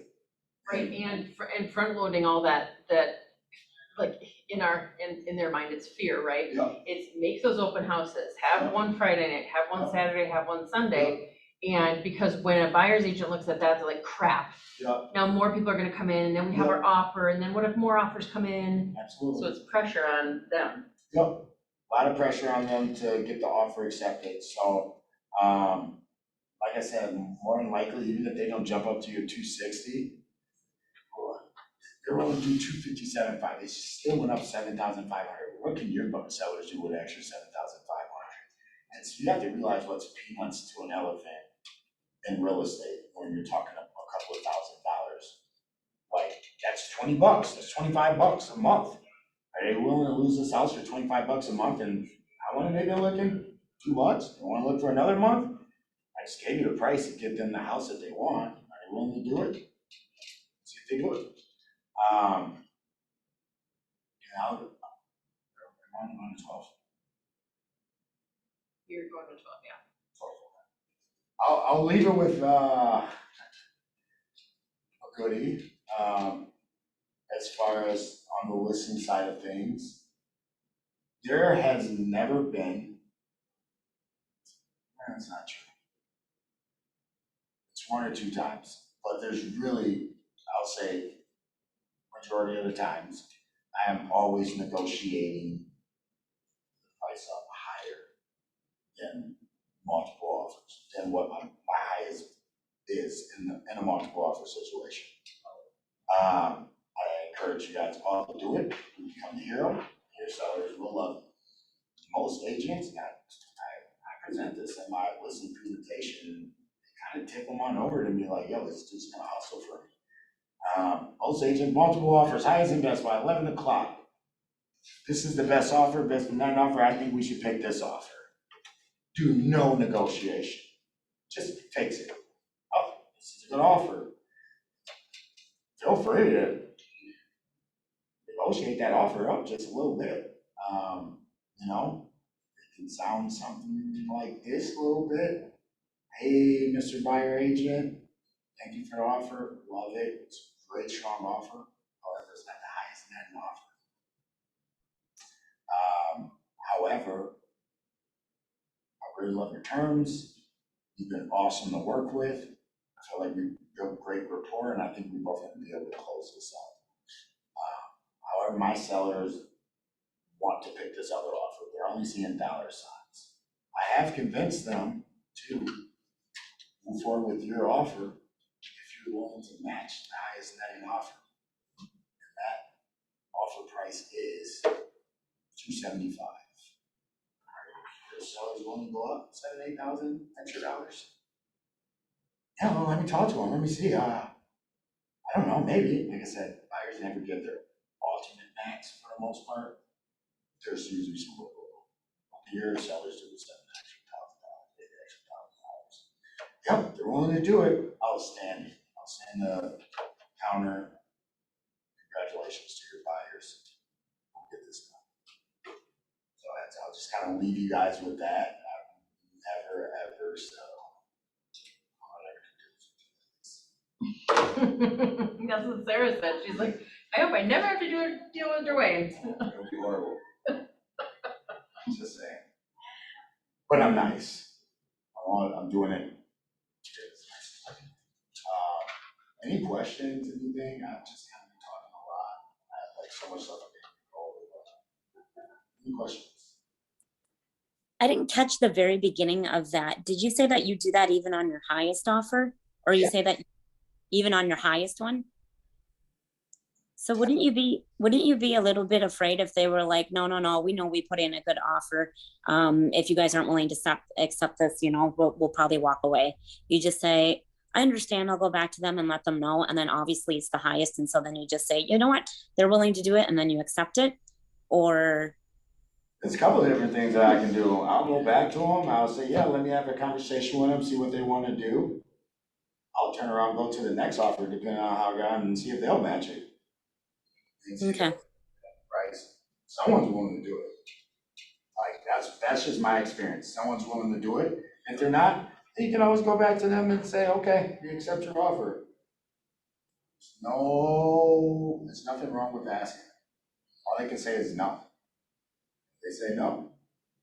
Like you said, it's all about how you say it. It's like, you know what? Like I said, we're not the highest netting offer, but we love your terms. I convince them to move forward with your offer. Nice. It's a lot of good cop, bad cop, how you say it, how you position it. Make sure that you're not bullying. Blame the sellers, blame the buyers a little bit, be the hero, make them the hero. However you present it. So, I mean, really, that's it. One thing I guess I'll say real quick about escalation clauses is, just giving away all types of tricks. You should never give an escalation clause without having a conversation with the seller and asking them if they're comfortable with escalation clauses or if they accept escalation clauses. Reason being is if you give me an offer without talking to me with an escalation clause in it, you just jumped up to your highest price. You just showed your cards, this is poker, I'll take that one. I don't show offers. So you either give me your highest price or I'll take the lowest price that's on there. And I can tell you right now, the lowest price you're not gonna win whatsoever, not even close. It's your highest, it's yours. Is your seller willing to go, or is your buyer willing to go to the highest?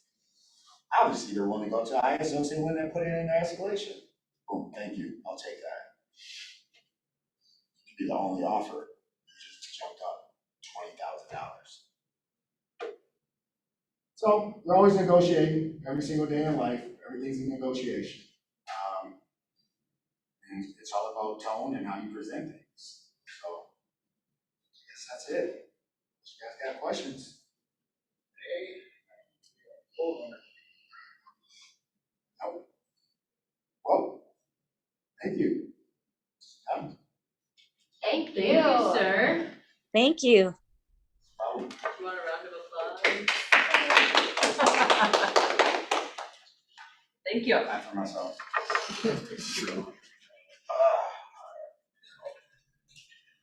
I'm still in my negotiation tactics. Just don't do We'll it just on wait, me. we'll use them on you. That's the only thing, just don't do it on me. All right. We're ready for you, Holly. Yay. Do you want anything on the screen? I may use or I could Okay. type too, Okay. whatever you think would be best. Okay, so whatever you want to use, and then you just go, let's just this, and then just gonna share this, so whatever you want to open up. I can just type, maybe that would be easiest. Yeah. And then people can, you can share. Okay, where should I go?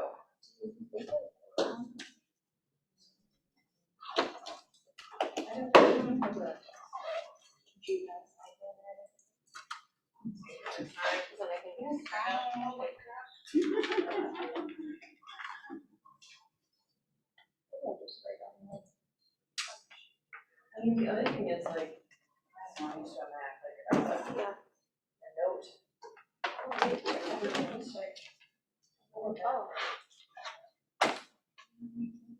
Oh, it disappeared. Oh, no, it's popping up. Wait, okay. There we Okay, go. this will work. Right, look at that. And I think we're just screen sharing. Can you see us on, can you see the screen on Zoom?